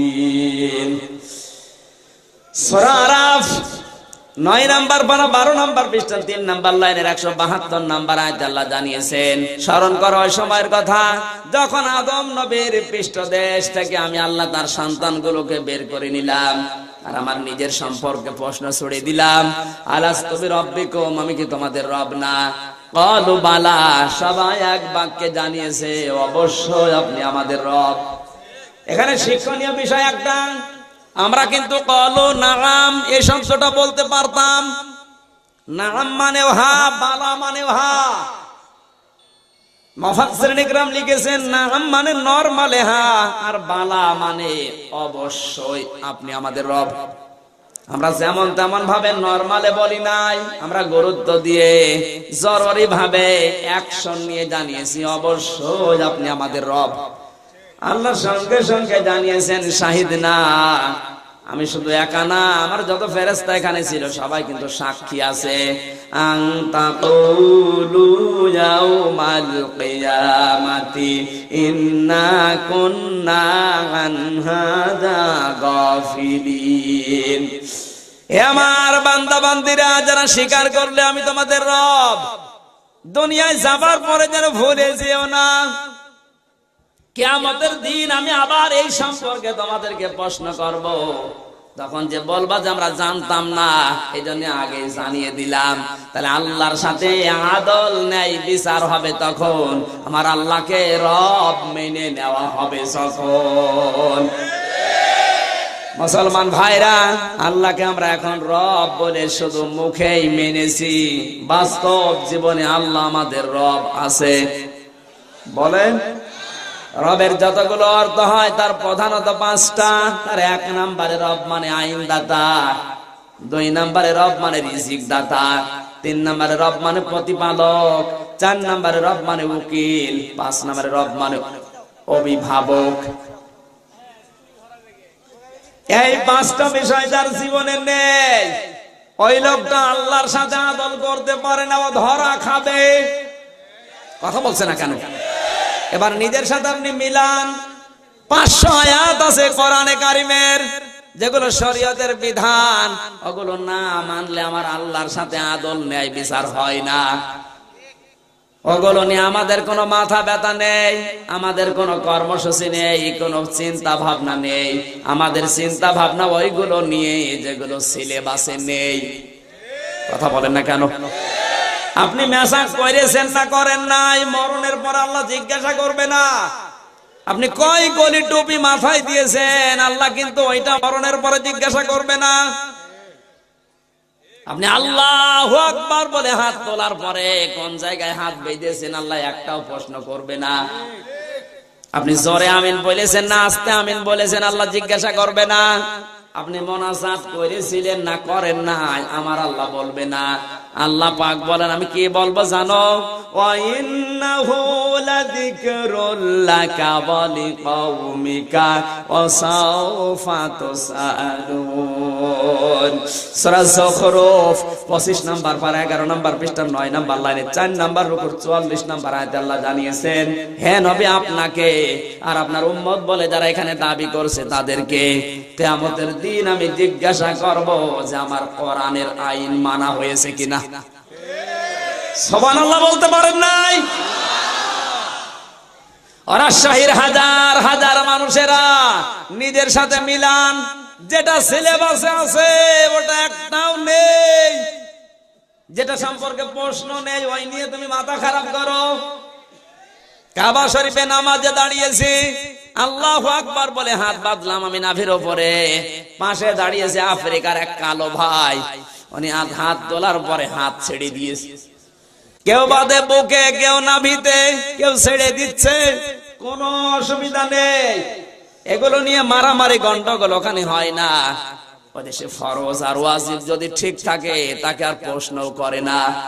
আর যত গন্ডগোল মারামারি দল বিদলে বিভক্ত হয়ে যাচ্ছে এই বাংলাদেশ, ভারত আর পাকিস্তানে।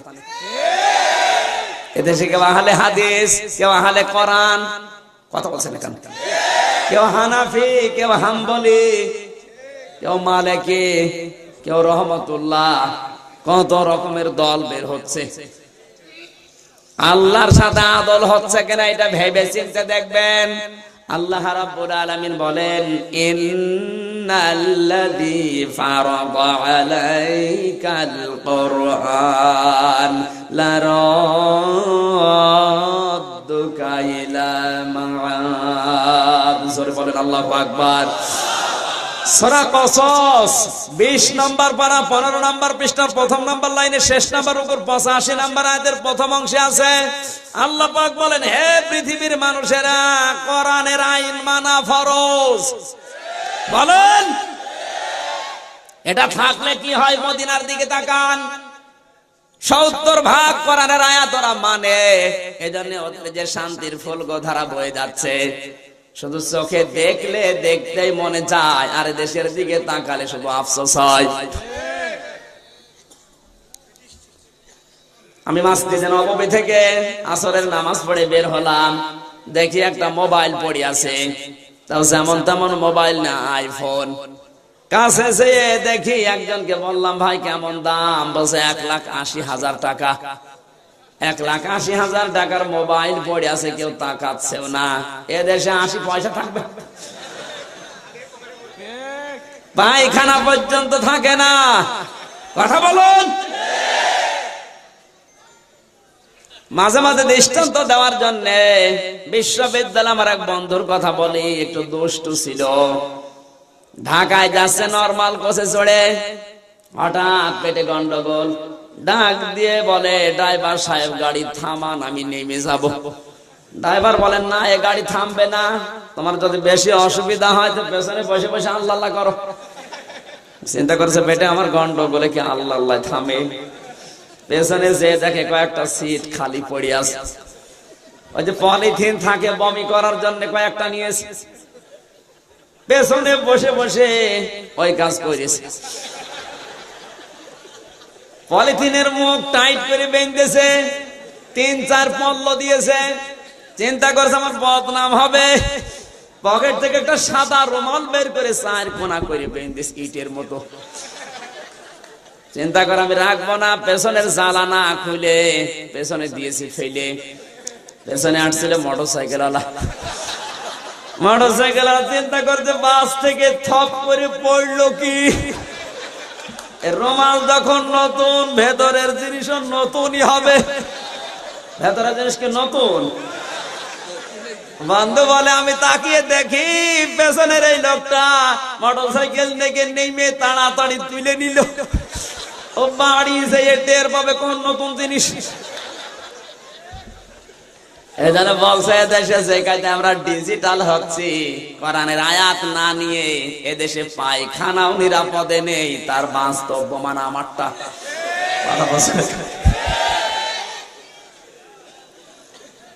ওখানে 70% কোরআনের আইনগুলো মেনে চলে, 30% নেই। আমিও বলছি 30% ওখানে নেই, 70% আছে। এই জন্য এত শান্তির ফুলকধারা বয়ে যাচ্ছে। আজ আমরা যদি এদেশকে শান্ত বানাতে চাই, চোর ডাকাত ছিনতাই রাহাজানি যেগুলোর ভয় আমরা করি, এগুলো থেকে যদি মুক্ত হতে চাই, কসম করে বলছি কোরআনের এই 500 আয়াত মেনে নিতেই হবে। এ দাবির পক্ষে আছেন কারা কারা দেখে? লিল্লাহে তাকবীর।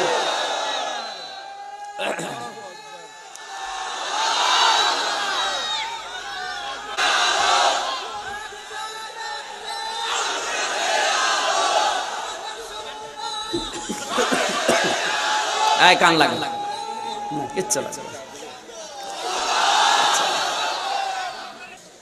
আমার ভাইরা, যতটুকু শোনা যাচ্ছে একটু লক্ষ্য করেন। কোরআনের একটা শব্দ বোঝার জন্য যদি আমল নাও করেন, যদি বোঝার জন্য চেষ্টা করেন, আল্লাহ খুশি হয়ে 500 রাকাত নফল নামাজের সওয়াব দেবেন। কত রাকাত? আজকে আমাদের যে বিষয়টা বোঝানোর জন্য পর্যন্ত এসেছি, তার নাম আদল, ন্যায় বিচার, যেটা দুনিয়ায় এখন নেই। কথা বলেন। এটা বুঝতে হবে কোরআন দিয়ে। কি দিয়ে? একটু মিলাবেন। ব্যক্তিগত জীবন থেকে আন্তর্জাতিক জীবন পর্যন্ত ন্যায় বিচার আছে কিনা আজকের আয়াত বলে দেবে, নাকি শেষ করে দেব? 2 নম্বরে মানুষের সাথে ন্যায় বিচার। কারণ এই পৃথিবীতে সবচাইতে উত্তম সৃষ্টি মানুষ। কে বলেন? লাকাদ খালাকনাল ইনসানা ফি আহসানি তাকওয়িম। আল্লাহ পাক বলেন, যত সৃষ্টি আমি করেছি সবচাইতে উত্তম আকৃতি দিয়েছি মানুষকে। সুবহানাল্লাহ বলতে পারেন না? এই মানুষের সাথে ন্যায় বিচার করা লাগবে। এ নির্দেশ কার? এবার ঠান্ডা মাথায় বলেন, এই পৃথিবীতে এখন মানুষের সাথে ন্যায় বিচার হচ্ছে? এই পৃথিবীতে ন্যায় বিচার না হওয়ার কারণ কি? জ্বর যার মুল্লুক তার। কথা বলেন না কেন? আজ পৃথিবীতে সব জায়গায় জ্বর যার মুল্লুক তার। কথা বলছে না কেন? ক্ষমতা যার রায় তার। এই নিয়ম বাংলাদেশে আছে না নেই? এই নিয়মটা ছিল মিশরের বাদশা আজিজ মেসরের দরবারে। ক্ষমতা যার রায় তার। আল্লাহ রাব্বুল আলামিন বলেন, ক্বালাল্লাযী ইশতারাহু মিন মিসর লিমারাতিহি আকরিমি মাসওয়াহু আসা ইয়ানফা'না আও নাত্তাখিযাহু ওয়ালাদা وَكَذَلِكَ مَكَّنَّا لِيُوسُفَ فِي الْأَرْضِ وَلِنُعَلِّمَهُ مِنْ تَأْوِيلِ الْأَحَادِيثِ। শুধু আমি আয়াত পড়া না, এখানে শিক্ষা বের করব। সূরা ইউসুফের 21 নম্বর আয়াত আল্লাহ জানিয়েছেন, মিশরের যে লোকটা হযরত ইউসুফ নবীকে ক্রয় করে নিয়ে এসে তার স্ত্রীর হাতে তুলে দিয়েছে, ডাক দিয়ে বলে, একে সযত্নে রাখো, মাসওয়াহু আসা সম্ভবত ইয়ানফা'না আও নাত্তাখিযাহু ওয়ালাদা, আমাদের জীবনে উপকার দেবে, অথবা একে আমরা সন্তান হিসেবে গ্রহণ করব। আল্লাহ পাক বলে, আমি এই কায়দা ইউসুফকে প্রতিষ্ঠিত করলাম, তাকে আমি শিক্ষা দিলাম গোড় তথ্যগুলো জানার। কারণ আমি পৃথিবীতে যে নিয়ত করি ওই নিয়তটা আমি আল্লাহ কার্যকর করি। কিন্তু অধিকাংশ মানুষ এটা জানে না। কথা বলে না কেন? আমার আল্লাহ পৃথিবীতে কি করতে চান ওটা কিন্তু কেউ জানে না। জানে কে? আল্লাহ যেটা করতে চাই সেটা তিনি গালেব করবেন, বিজয় করবেন, কোন কায়দায় করবেন মানুষ ওটা জানে না। ফালাম্মা বালাগা শুদ্দাহু আতাইনাহু হুকমা ওয়া ইলমা ওয়া কাযালিকা নাজজিল মুহসিনিন। আল্লাহ পাক বলেন এইভাবে করে আমি আল্লাহ ইউসুফ নবীকে পৌঁছিয়ে দিলাম যৌবনে, তাকে হিকমত এবং জ্ঞান শিক্ষা দিলাম। আর এভাবে করে আমি আমার মুহসিন বান্দাদেরকে পুরস্কার দান করি। আমার যে শিক্ষা দেওয়ার বিষয় ছিল এবার আসতেছে, কষ্ট হচ্ছে আপনাদের।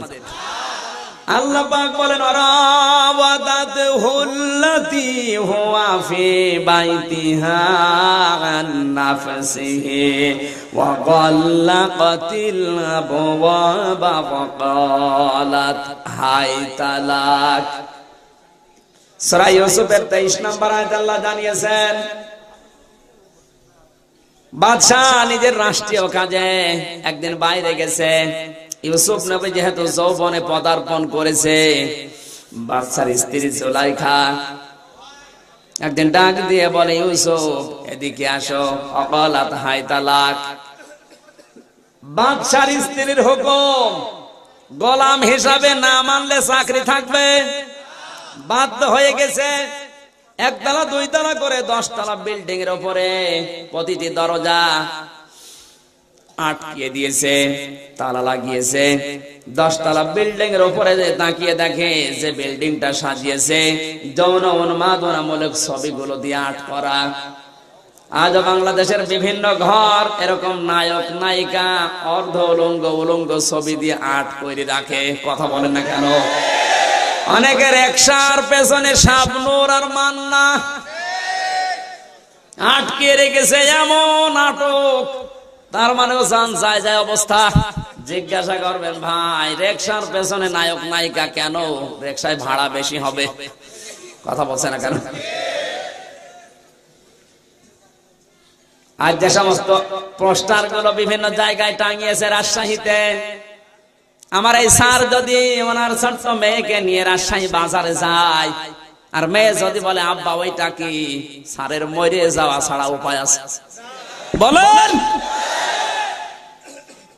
অন্তত চলচ্চিত্র জগতের যারা পরিচালক, এরা যে তাদের পরিবারের কাছে কি বলে বিবেচিত হয় আমার বুঝে আসে না। এই কথা বলেন না কেন? এরা মানুষের ভেতরে আছে আর জানোয়ারের চাইতে খারাপ এই পরিচালক গুলো।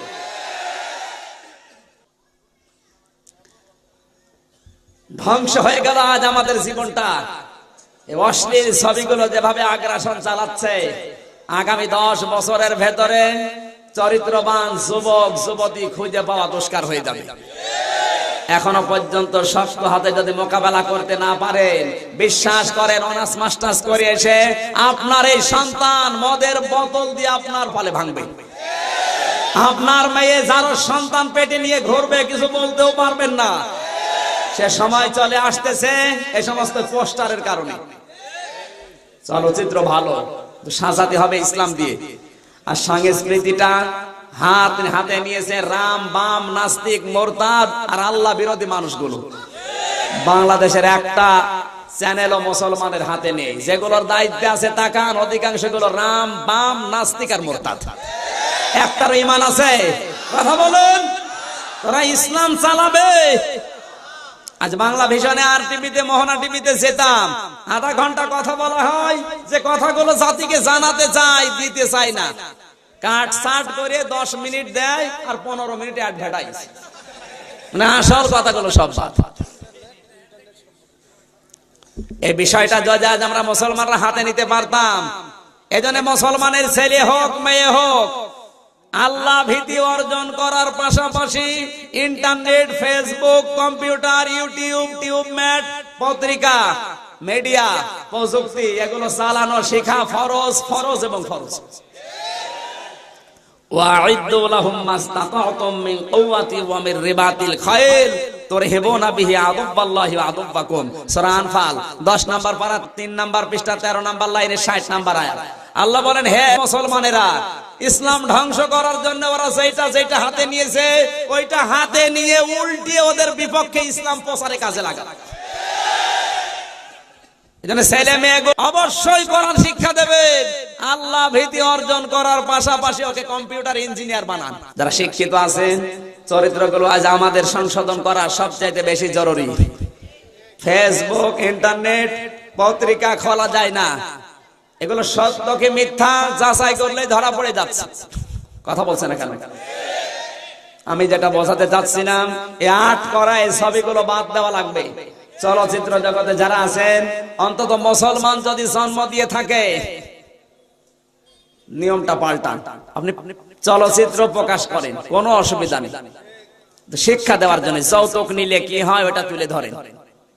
ভারতের সিনেমা পূজা, মনে করছেন হুজুর কিচ্ছু জানে না। ভারতের যে সিনেমা পূজা, এ পূজা সিনেমা দেখলে মানুষ যৌতুকের যে অভিশাপ বুঝতে পারবে না। এ কথা বলছে না কেন? এগুলো উপহার দেন ইসলামের কায়দায়। ইরান ছবি তৈরি করে না। মানুষ হত্যা করলে কি হয়? হযরত আবু শামা, ওমরের সন্তান, তার জীবনীটা টেনে এনে তৈরি করেন। মানুষ এগুলো থেকে বিরত থাকবে। আপনি মুসলমান হিসাবে দাবি করে যে মানুষের ভেতরে অশ্লীলতা ছড়িয়ে দেওয়ার চিন্তা ভাবনা থাকে, ইন্নাল্লাযীনা ইউহিব্বুনা আন তাশিয়াল ফাহিশাতু ফিল্লাযীনা আমানু লাহুম আযাবুন আলীম ফিদ দুনিয়া ওয়াল আখিরাহ। সূরা নূরের ভেতরে আল্লাহ দিয়েছেন 19 নম্বর আয়াতে, এই পৃথিবীর ময়দানে যারা মুসলমানদের ভেতরে, ইমানদারদের ভেতরে অশ্লীলতা ছড়িয়ে যাকে চিন্তা ভাবনা নিয়ে কাজ করে, আল্লাহ বলেন দুনিয়া আখিরাতে ওদের শাস্তি দেব, আর ওদের দুনিয়া আখিরাত আমি ধ্বংস করে দেব। এই জন্য চলচ্চিত্র জগতে যারা আছে দেখবেন ওদের বাড়িতে শান্তি নেই। কথা বলেন না কেন? আমার ভাইরা, জুলাইখা হযরত ইউসুফ নবীকে এমন একটা ঘরে নিয়েছে যে ঘরের ভেতরে যৌন উন্মাদনামূলক ছবিগুলো আগে থেকে আর্ট করে করে রেখেছে। জুলাইখা এমনিতে যুবতী, সুন্দরী। এই পৃথিবীতে 4 জন মহিলাকে আমার আল্লাহ সবচাইতে বেশি সৌন্দর্য দিয়েছিলেন। তার 1 নম্বরে ছিল হযরতে ফাতেমাতুজ জাহরা, বিশ্ব নবীর মেয়ে। 2 নম্বরে নাম পেয়েছি হযরতে হাওয়া আলাইহিস সালামের। 3 নম্বরে নাম পেয়েছি ইব্রাহিম নবীর স্ত্রী সারা বিবি। 4 নম্বরে জুলাইখা। এত সুন্দরী বানিয়েছিল আল্লাহ এদেরকে, মানুষ দেখলে চোখ ফেরাতে পারতো না। হযরত ইউসুফ ওই পৃথিবীতে 2 নম্বরের সুন্দর মানুষ। 1 নম্বরের সুন্দর মানুষ আমাদের নবী। সুবহানাল্লাহ বলতে পারেন নাই? 2 নম্বরে হযরত ইউসুফ নবী আলাইহিস সালাম। সাহাবীরা বলেন, এই পৃথিবীর ময়দানে ইউসুফ নবীকে দেখে মানুষ আঙ্গুল এটকে ফেলেছিল, কিন্তু আমার নবীজির চেহারা দেখে আমাদের খোদা পর্যন্ত নিবারণ হয়ে যেত। হযরত ইউসুফ সুন্দর, জুলাইখা সুন্দরী। 2 জনের ভেতরে যৌবনের তাড়না আছে না নেই? পরিবেশ ওকে, চারিদিকে এমনিতে যৌন উন্মাদনামূলক ছবিগুলো আগে থেকে আর্ট করে রেখেছে। ডাক দিয়ে বলে, ওয়াকালাত হাই তালাক, আসো আমার দিকে। হযরতে ইউসুফ নিজের চোখের উপরে হাত দিলেন। জুলাইখা চিন্তা করছে ইউসুফ কিছুই বোঝে না, এজন্য নিজের শরীর থেকে যুবতী মেয়ে একটা একটা করে কাপড়গুলো সব খোলা আরম্ভ করে দিয়েছে। যুবক ভাইরা যারা ইন্টারনেট চালান, যারা ফেসবুক চালাচ্ছেন, ইমানের পরীক্ষা কিন্তু আছে এই জায়গায়। কথা বলুন। আরে ভাই, মসজিদের পরিবেশে মানুষ এমনি আল্লাহ আল্লাহ করে, খানকায় বসে বসে মানুষ এমনি আল্লাহ আল্লাহ করে। আপনি বিশ্ববিদ্যালয়ে যে ছেলে মেয়ে একসাথে ক্লাস হচ্ছে, ওই জায়গায় চোখকে কন্ট্রোল করে আল্লাহ আল্লাহ করে দেখেন, আপনার টুপি খুলে নেবে। এই কথা বলছেন না কেন? যারা আছে এখানে ভুক্তভোগী জিজ্ঞাসা করেন। মসজিদে পাগড়ি মাথায় দিয়ে উনি জিকির করছে, ওখানে তো জিকির করতে না চাইলে এমনি মানুষ আল্লাহ আল্লাহ করবে। বিশ্ববিদ্যালয় ক্লাস চলাকালীন ওই জায়গায় আল্লাহ আল্লাহ করে দেখেন তো। আল্লাহ পাক বলেন, হযরত ইউসুফ প্রথমে বললেন ক্বালা মাআদাল্লাহ, আমি আল্লাহর সাহায্য চাই। 2 নম্বরে তিনি বলেছেন ইন্নাহু রাব্বি আহসানা মাসওয়ায়া। হে জুলাইখা, আপনার স্বামী আমার মালিক। এখানে রব্বি বলতে আমার আল্লাহ না, রব্বি মানে আমার মালিক, আপনার স্বামী আজিজ মিসর। মিশরের বাদশাহ আমার মালিক, উনি আশ্রয় দিয়েছে উত্তম ভাবে, সযত্নে আমাকে রেখেছে। আমি আমানতের এই খেয়ানত করলে আল্লাহ আমাকে মাফ করবে না। ইন্নাহু লা ইফলিহুজ জালিমুন, অবশ্যই পৃথিবীতে কোন জালেম সফল হয় না, হবেও না। ইফলিহু মজারের আলোচনা, বর্তমান ভবিষ্যৎ, প্রেজেন্ট ফিউচার। জালিমুন এক বছর না, জালিমুন বহু বছর। হযরত ইউসুফ নবী ইফলিহু দিলেন, জালিমুন বহু বছর দিলেন। কারণ আছে না নেই? বলেন কি কারণ? ইউসুফ নবী জানিয়েছেন, হে পৃথিবীর জালেম যারা, শুধু আমি একা না, নফসের উপরে যারা জুলুম করবে, পরিবারের উপরে যারা জুলুম করবে, সমাজের উপরে যারা জুলুম করবে, জনগণের উপরে যারা জুলুম করবে, পৃথিবীর মানুষের উপরে যারা জুলুম করবে, হাজার হাজার বছর আগে ইউসুফ নবী জানিয়েই দিয়েছেন, ইন্নাহু লা ইফলিহুজ জালিমুন, কোন জালেম কখনো সফল হয়নি, কিয়ামত পর্যন্ত হবেও না। সুতরাং বাংলাদেশ সহ পৃথিবীতে অং সান সূচি যেটা শুরু করেছে, পৃথিবীতে যারাই জালেম অত্যাচারী, ওদের টার্গেট পর্যন্ত কিন্তু ওরা যেতে পারবে না। কথা বলছে না কেন? এই জুলুমের দ্বারা দুইটা ক্ষতি হচ্ছে, দুইটা লাভ হচ্ছে। এক নাম্বারের ক্ষতি হচ্ছে, যারা জুলুম করছে ওই মানুষগুলো ঈমান থেকে খারিজ হয়ে যাচ্ছে। দুই নাম্বার, ওই মানুষগুলো চির জাহান্নামী হওয়ার জন্য নাম জাহান্নামের দপ্তরে লিখে নিচ্ছে। কারণ কি? ইন্নামাস সাবিলু আলাল্লাযীনা ইয়াযলিমুনান নাস, ইলা আখিরি আয়াত। সূরা শুরা 25 নাম্বার পারা 6 নাম্বার পৃষ্ঠা 9 নাম্বার লাইনে 42 নাম্বার আয়াতের প্রথম অংশে আছে। আল্লাহ বলেন, কিয়ামতের ময়দানে আমার মামলা, আমার অভিযোগ শুধু তাদের বিরুদ্ধে যারা দুনিয়ায় জুলুম করেছে। এই জুলুম শুধু অংশান সূচি জুলুম না, ব্যক্তিগত জীবন থেকে আন্তর্জাতিক জীবন পর্যন্ত যেখানে যার জুলুম হবে ওদের বিরুদ্ধে অভিযোগ কার? বলেন। ওয়ালা তাহসাবান্নাল্লাহা গাফিলান আম্মা ইয়ামালুজ জালিমুন, সূরা ইব্রাহিম 13 নাম্বার পারা 19 নাম্বার পৃষ্ঠা 14 নাম্বার লাইনে 42 নাম্বার আয়াত। আল্লাহ বলেন, হে পৃথিবীর মানুষ, কি মনে করো আমি জালেমদের সম্পর্কে কোনো খবর রাখি না? সব খবর আমি আল্লাহর কাছে আছে, ওদের শুধু ঢিল দিয়েছি। কথা বলুন। দুই নাম্বার উপকার হচ্ছে দুইটা। কয়টা? ক্ষতি কয়টা? জুলুম যারা করবে ওদের ঈমান তো নষ্ট করছে। দুই নাম্বারে জাহান্নামের দপ্তরের নাম নিজেরা লিখে দিচ্ছে। উপকার হচ্ছে মুমিনের দুইটা। এক নাম্বারে যে অত্যাচারিত হবে এই লোকটার জীবনের গুনাহগুলো আল্লাহর দ্বারা মাফ করে দিচ্ছে। দুই নাম্বারে একে আল্লাহ জান্নাতে যাওয়ার জন্য উপযুক্ত করে নিচ্ছে। সুবহানাল্লাহ বলতে পারেন নাই?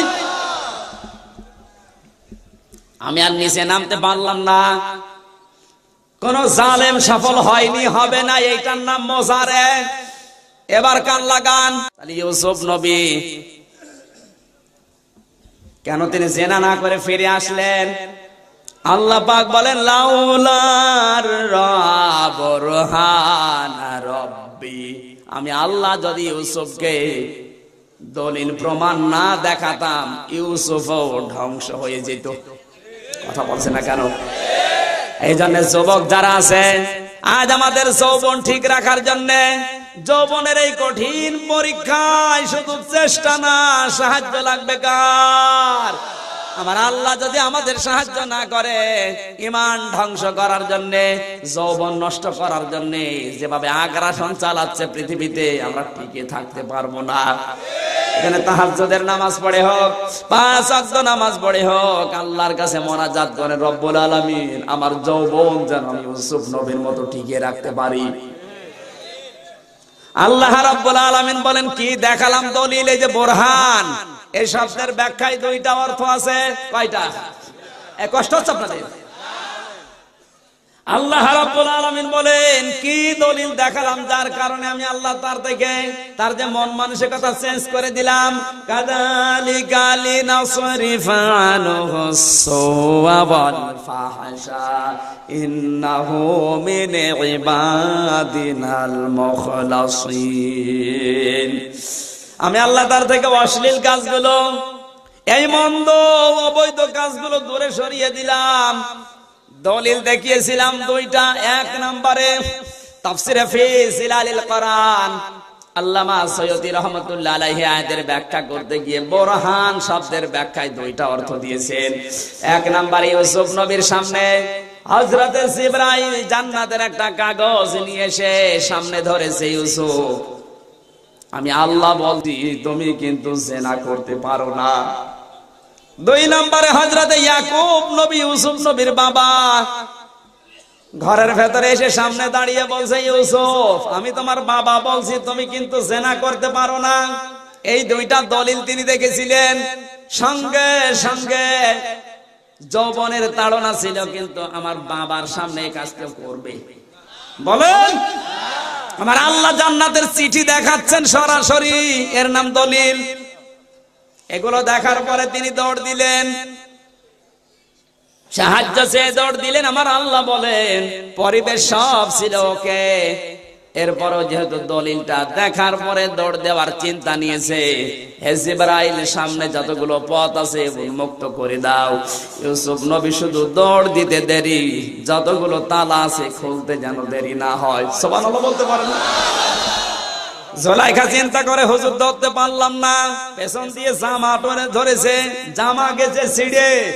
واستبق الباب وقدت قميصه من دبر وألف يا سيدها لدى الباب قالت ما جزاء من أراد بأهلك سوءا إلا أن يسجن أو عذاب أليم।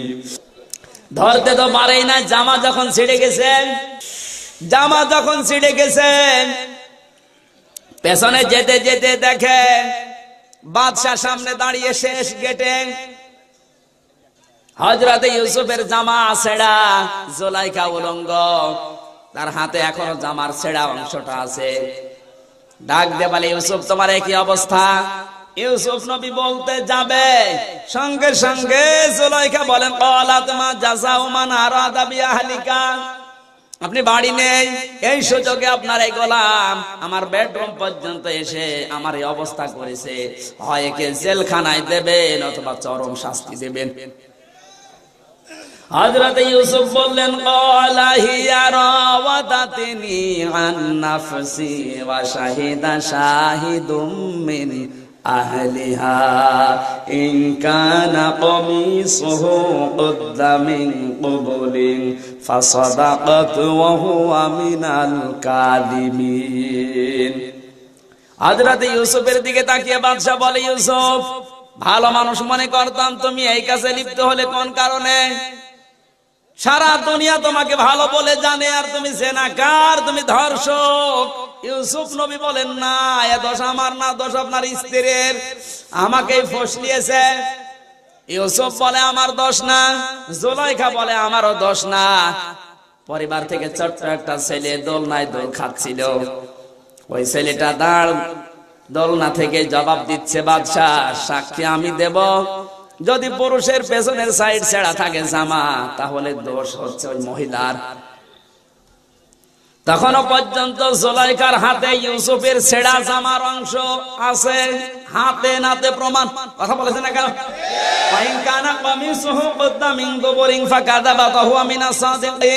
আর যদি সামনের সাইড ছেঁড়া থাকে তাহলে দোষ এই ইউসুফের, আপনার স্ত্রী নির্দোষ।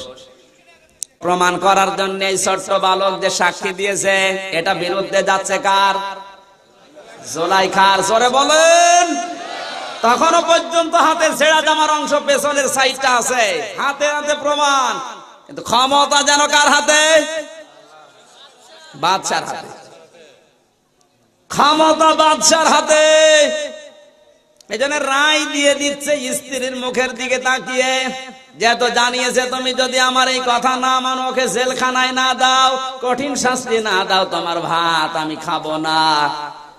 সাক্ষী বিরুদ্ধে চলে গেছে, এরপরেও ক্ষমতা যার, রায় তার। রায় দিয়ে দিলে ইউসুফ নবী 10 বছর তোমার জেল। কয় বছর বলেন? 10 বছর ছেলের আদেশ দিয়ে বাদশা বলে ফালাম্মা রা কমিসাহু কুদ্দা মিন দুবুরিন ক্বালা ইন্নাহু মিন কাইদিকুন্না ইন্না কাইদাকুন্না আযীম।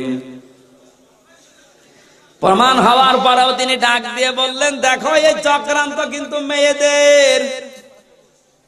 আজ পৃথিবীতে এমন অনেক বিচার আছে যেটা প্রমাণ হওয়ার পরে ইউসুফ নবীর মতো নির্দোষ মানুষদেরকে জেলখানায় দিয়ে যারা সাক্ষী দেয় দোষ তাদেরই হয়।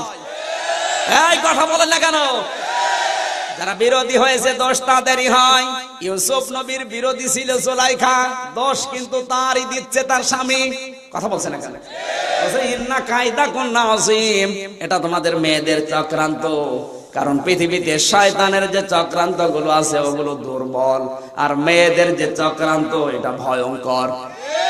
এজন্য কাইদাকুন্না আযীম দিয়েছে। আয়াত থেকে প্রমাণ পেয়েছি যে এই পরিবারে মেয়েরা চক্রান্ত করবে ওটার পরিবার থাকে না, জাহান্নাম হয়ে যায়। যেই সমাজে মহিলারা চক্রান্ত শুরু করে ওটার সমাজ থাকে না, জাহান্নাম হয়ে যায়। যেই রাষ্ট্রে মহিলারা চক্রান্ত করে ওটার দেশ থাকে না, জাহান্নাম হয়ে যায়। যেই পৃথিবীতে মহিলারা চক্রান্ত শুরু করে ওটার পৃথিবী থাকে না, বাসের অযোগ্য হয়ে যায়।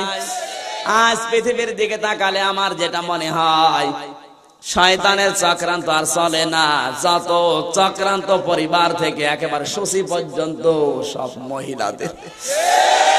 কথা বলছে না কেন? সব চক্রান্ত কাদের? মেয়েদের। ইউসুফ নবীকে জেলখানায় দিয়ে বাদশা বলে, ইউসুফ আ'রিদ আন হাদা ওয়াস্তাগফিরি লিযামবিকি ইন্নাকি কুনতি মিনাল খাতিন। ইউসুফ এই বিষয়টা ছেড়ে দাও, কিছু মনে করবা না। মহিলা, তওবা করো, ক্ষমা চাও, তুমি কিন্তু ক্ষতিগ্রস্ত হয়ে যাবে। ইউসুফ নবীকে জেলখানার আদেশ দিয়েছে, সঙ্গে সঙ্গে তার পোশাকগুলো শরীর থেকে খুলে ফেলা হচ্ছে। জেলখানার কয়েদিদের পোশাক তার সারা শরীরে পরানো হচ্ছে। জেলখানার কয়েদিদের টুপি তার মাথায় দেওয়া হচ্ছে। হাতে পায়ে লোহার শিকল বেড়ি পরিয়ে পেছন দিয়ে ধাক্কা দিতে দিতে জেলখানায় নিয়ে যাচ্ছে।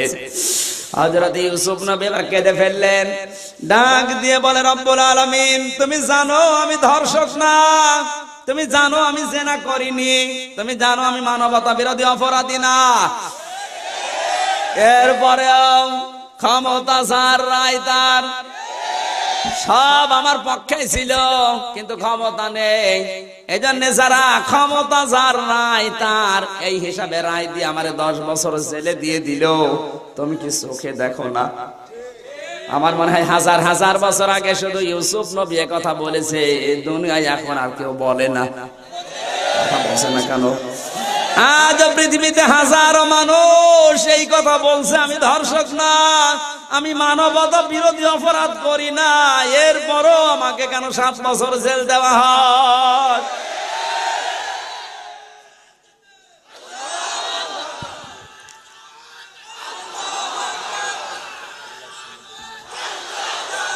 কান লাগে না, বসেন। ইউসুফ নবীর সাথে পৃথিবীর যাদের জীবন মিলে যায়, আমি করব কি? বাদ দিয়ে দেব? আজ হচ্ছে না। মানুষের সাথে যে ন্যায় বিচার পরিবার থেকে আন্তর্জাতিক জীবন পর্যন্ত কোন জায়গায় হচ্ছে না, সব জায়গায় অবিচার। কথা বলেন। 3 নম্বরে ন্যায় বিচার করা লাগবে সৃষ্টি জগতের সাথে। গাছপালা, তরুলতা, পশু পাখি, গরুটার দুধ আপনি দহন করবেন, আল্লাহ আপনাকে সময় দিয়েছে, সুযোগ দিয়েছে, কিন্তু গরুটার বাছরটাকে একেবারে ফাঁকি দিয়ে না। কথা বলে না কেন? মরগটা যখন জবাই করবেন, মরগ জবাই করার সময় মরগ কিন্তু শেষ বলা বলে, আল্লাহর বান্দা একটু গলাটা ঢিল করে দাও, তুমি আমাকে জবাই করবে, খাবে, আল্লাহ আদেশ দিয়েছে, আমরা নিষেধ করব না, কিন্তু তুমি একটু গলাটা ঢিল করে দাও, আমি শেষবারের মতো আমার মহান আল্লাহর নামটা একবার উচ্চারণ করি। আপনি কোনো বিনা কারণে একটা গাছের পাতা পর্যন্ত ছিঁড়তে পারবেন না। কথা বলেন না কেন? আজ অনেকে যারা প্রেম করে, বান্ধবীর হাত ধরে যাচ্ছে, গাছের পাতা ছেড়ে আর গল্প করে বাদাম খায় না? এলাকায় নেই? মনে আছে পাতা ওর বাবার, কাঁচা পাতা জিকির করে কার? আপনি বিনা কারণে ছিঁড়ে ফেলে দিয়েছেন। কোন কারণে? বিশ্ববিদ্যালয়ে অনেক প্রেমিক প্রেমিকা আছে, আমি নিজে দেখেছি, পাতা ছেড়ে গল্প করে, চোখের দিকে তাকিয়ে বলে, তুমি জানো দুনিয়ার সব আমি তোমার চোখে দেখতে পাই। কুষ্টিয়া বিশ্ববিদ্যালয়ে একবার এক চাচা এরকম গল্প শুনে পেছন দিয়ে যাচ্ছে, ডাক দিয়ে বলছে, ও মা, তুমি এই ছেলেটার চোখের সব দেখতে পাও, আজ 3 দিন আমার ছাগল হারিয়েছে, একটু দেখিয়ে দাও। সব দেখে, পাতা ছেড়ে আর গল্প করে। ব্যাটারি চার্জ শেষ হয়, নষ্ট হয়ে যায় ব্যাটারি, সারা রাত আর গল্প শেষ হয় না, সিলেবাস ছাড়া গল্প। এরকম প্রেমিক প্রেমিকা কারা কারা আছেন হাত তোলেন তো ভাই। ওই একজন, ওটাকে এরা নিয়ে আসেন তো, বিশ্ব প্রেমিক, হাতটাও এইভাবে তুলেছে। আজ ন্যায় বিচার হচ্ছে না, সৃষ্টি জগতের সাথেও ন্যায় বিচার নেই। আদল শব্দটার ব্যাখ্যায় মারেফাল কোরআনে তাবারিতে হাজার হাজার কথা লিখেছে মুফাসসিরিন ইকরাম। মা বোন যারা এসেছেন, মেয়েদের, বিশেষ করে মেয়েদের জন্য বলছি, আজকে মাগরিবের সময় নাটোরে নামাজ পড়লাম এক মসজিদে। ইমাম সাহেবের কিরাত আলহামদুলিল্লাহি রাব্বিল আলামিন আর রহমানির রহিম মালিকি ইয়াউমিদ্দিন এ পর্যন্ত আসতে আসতে আমি নামাজ ছেড়ে নিজে নিজে নামাজ পড়লাম। ইমামের যে কিরাত, আমার মনে হয় ওর পেছনে দাঁড়ালে আমার নামাজ বন্ধ হয়ে যায়। বিশেষ করে মেয়েদের, আমার ছোট্ট মেয়ে 2.5 বছর 3 বছর বয়স, 5টা সূরা ওর মুখস্থ হয়ে গেছে। সূরা কাউসার ও যেই কায়দায় পড়ে, আমার মনে হয় 40 বছর অনেকে নামাজ পড়ছে, তাদেরও ওই রকম হবে না। কথা বলেন? অনেক মুরব্বী নামাজ পড়ে 40 বছর, ফাতিহায় কয়টা আয়াত আছে তাও জানে না।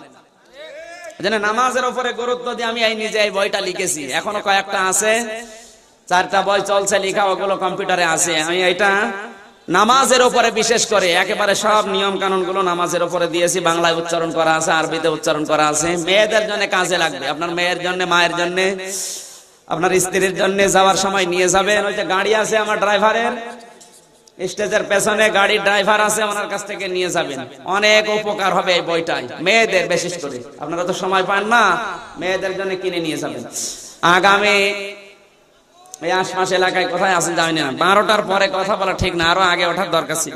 বাকি 5টা পয়েন্ট অন্য জায়গায় আসলে কথা বলবো ইনশাআল্লাহ। আমিন। বারাকাল্লাহু লানা ওয়া লাকুম ফিল কোরআনিল আযীম। তাগফির লানা ওয়া তারহামনা লানাকুনান্না মিনাল খাসিরিন। রব্বুল আলামিন, রাজশাহীর এই ময়দানে মতিহার থানার খজাপুর গরস্থান হাফিজিয়া মাদ্রাসা প্রাঙ্গণে হাজার হাজার বান্দা বান্দি আমরা একসাথে বসেছি। রাত 12টা পার হয়ে গেছে। কোরআনে কারিমের আদল শব্দের ব্যাখ্যা আমরা শুনছিলাম। সারা রাত যদি তোমার বান্দাদেরকে আমি ব্যাখ্যা করে বোঝাতাম, কেউ চলে যেত না।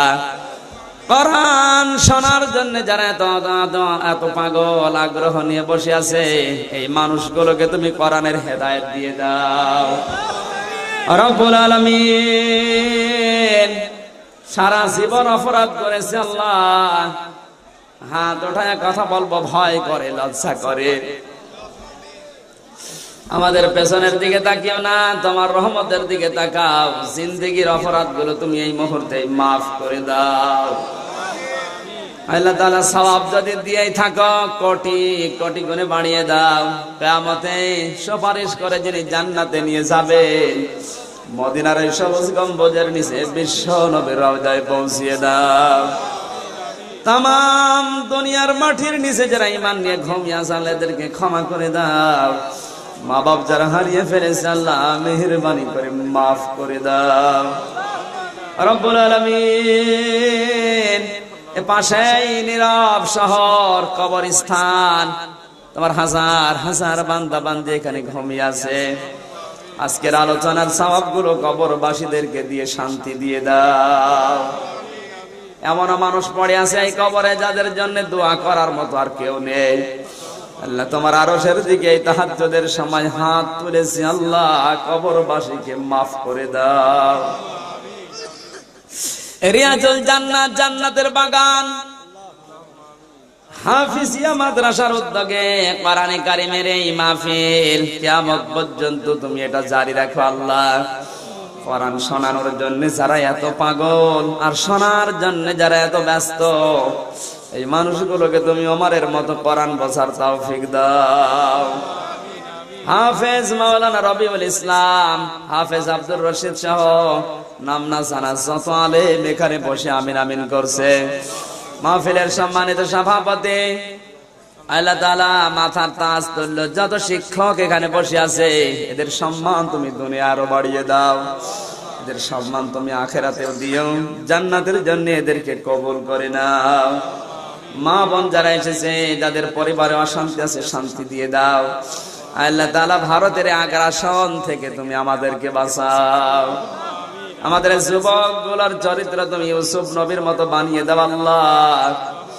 মা বোনদের যাদের রোগ শোক আছে দূর করে দাও। আল্লাহ তাআলা ছেলে মেয়ে যাদের লেখাপড়া করছে মেধা স্মৃতি খুলে দাও রব্বুল আলামিন। এ মাদ্রাসায় যারা পড়ে আল্লাহ, এদের মেধা স্মৃতি তুমি খুলে দাও। কোরআন যারা হেফজ করে, হেফজ সম্পন্ন করে ইয়াদ রাখার তৌফিক দাও।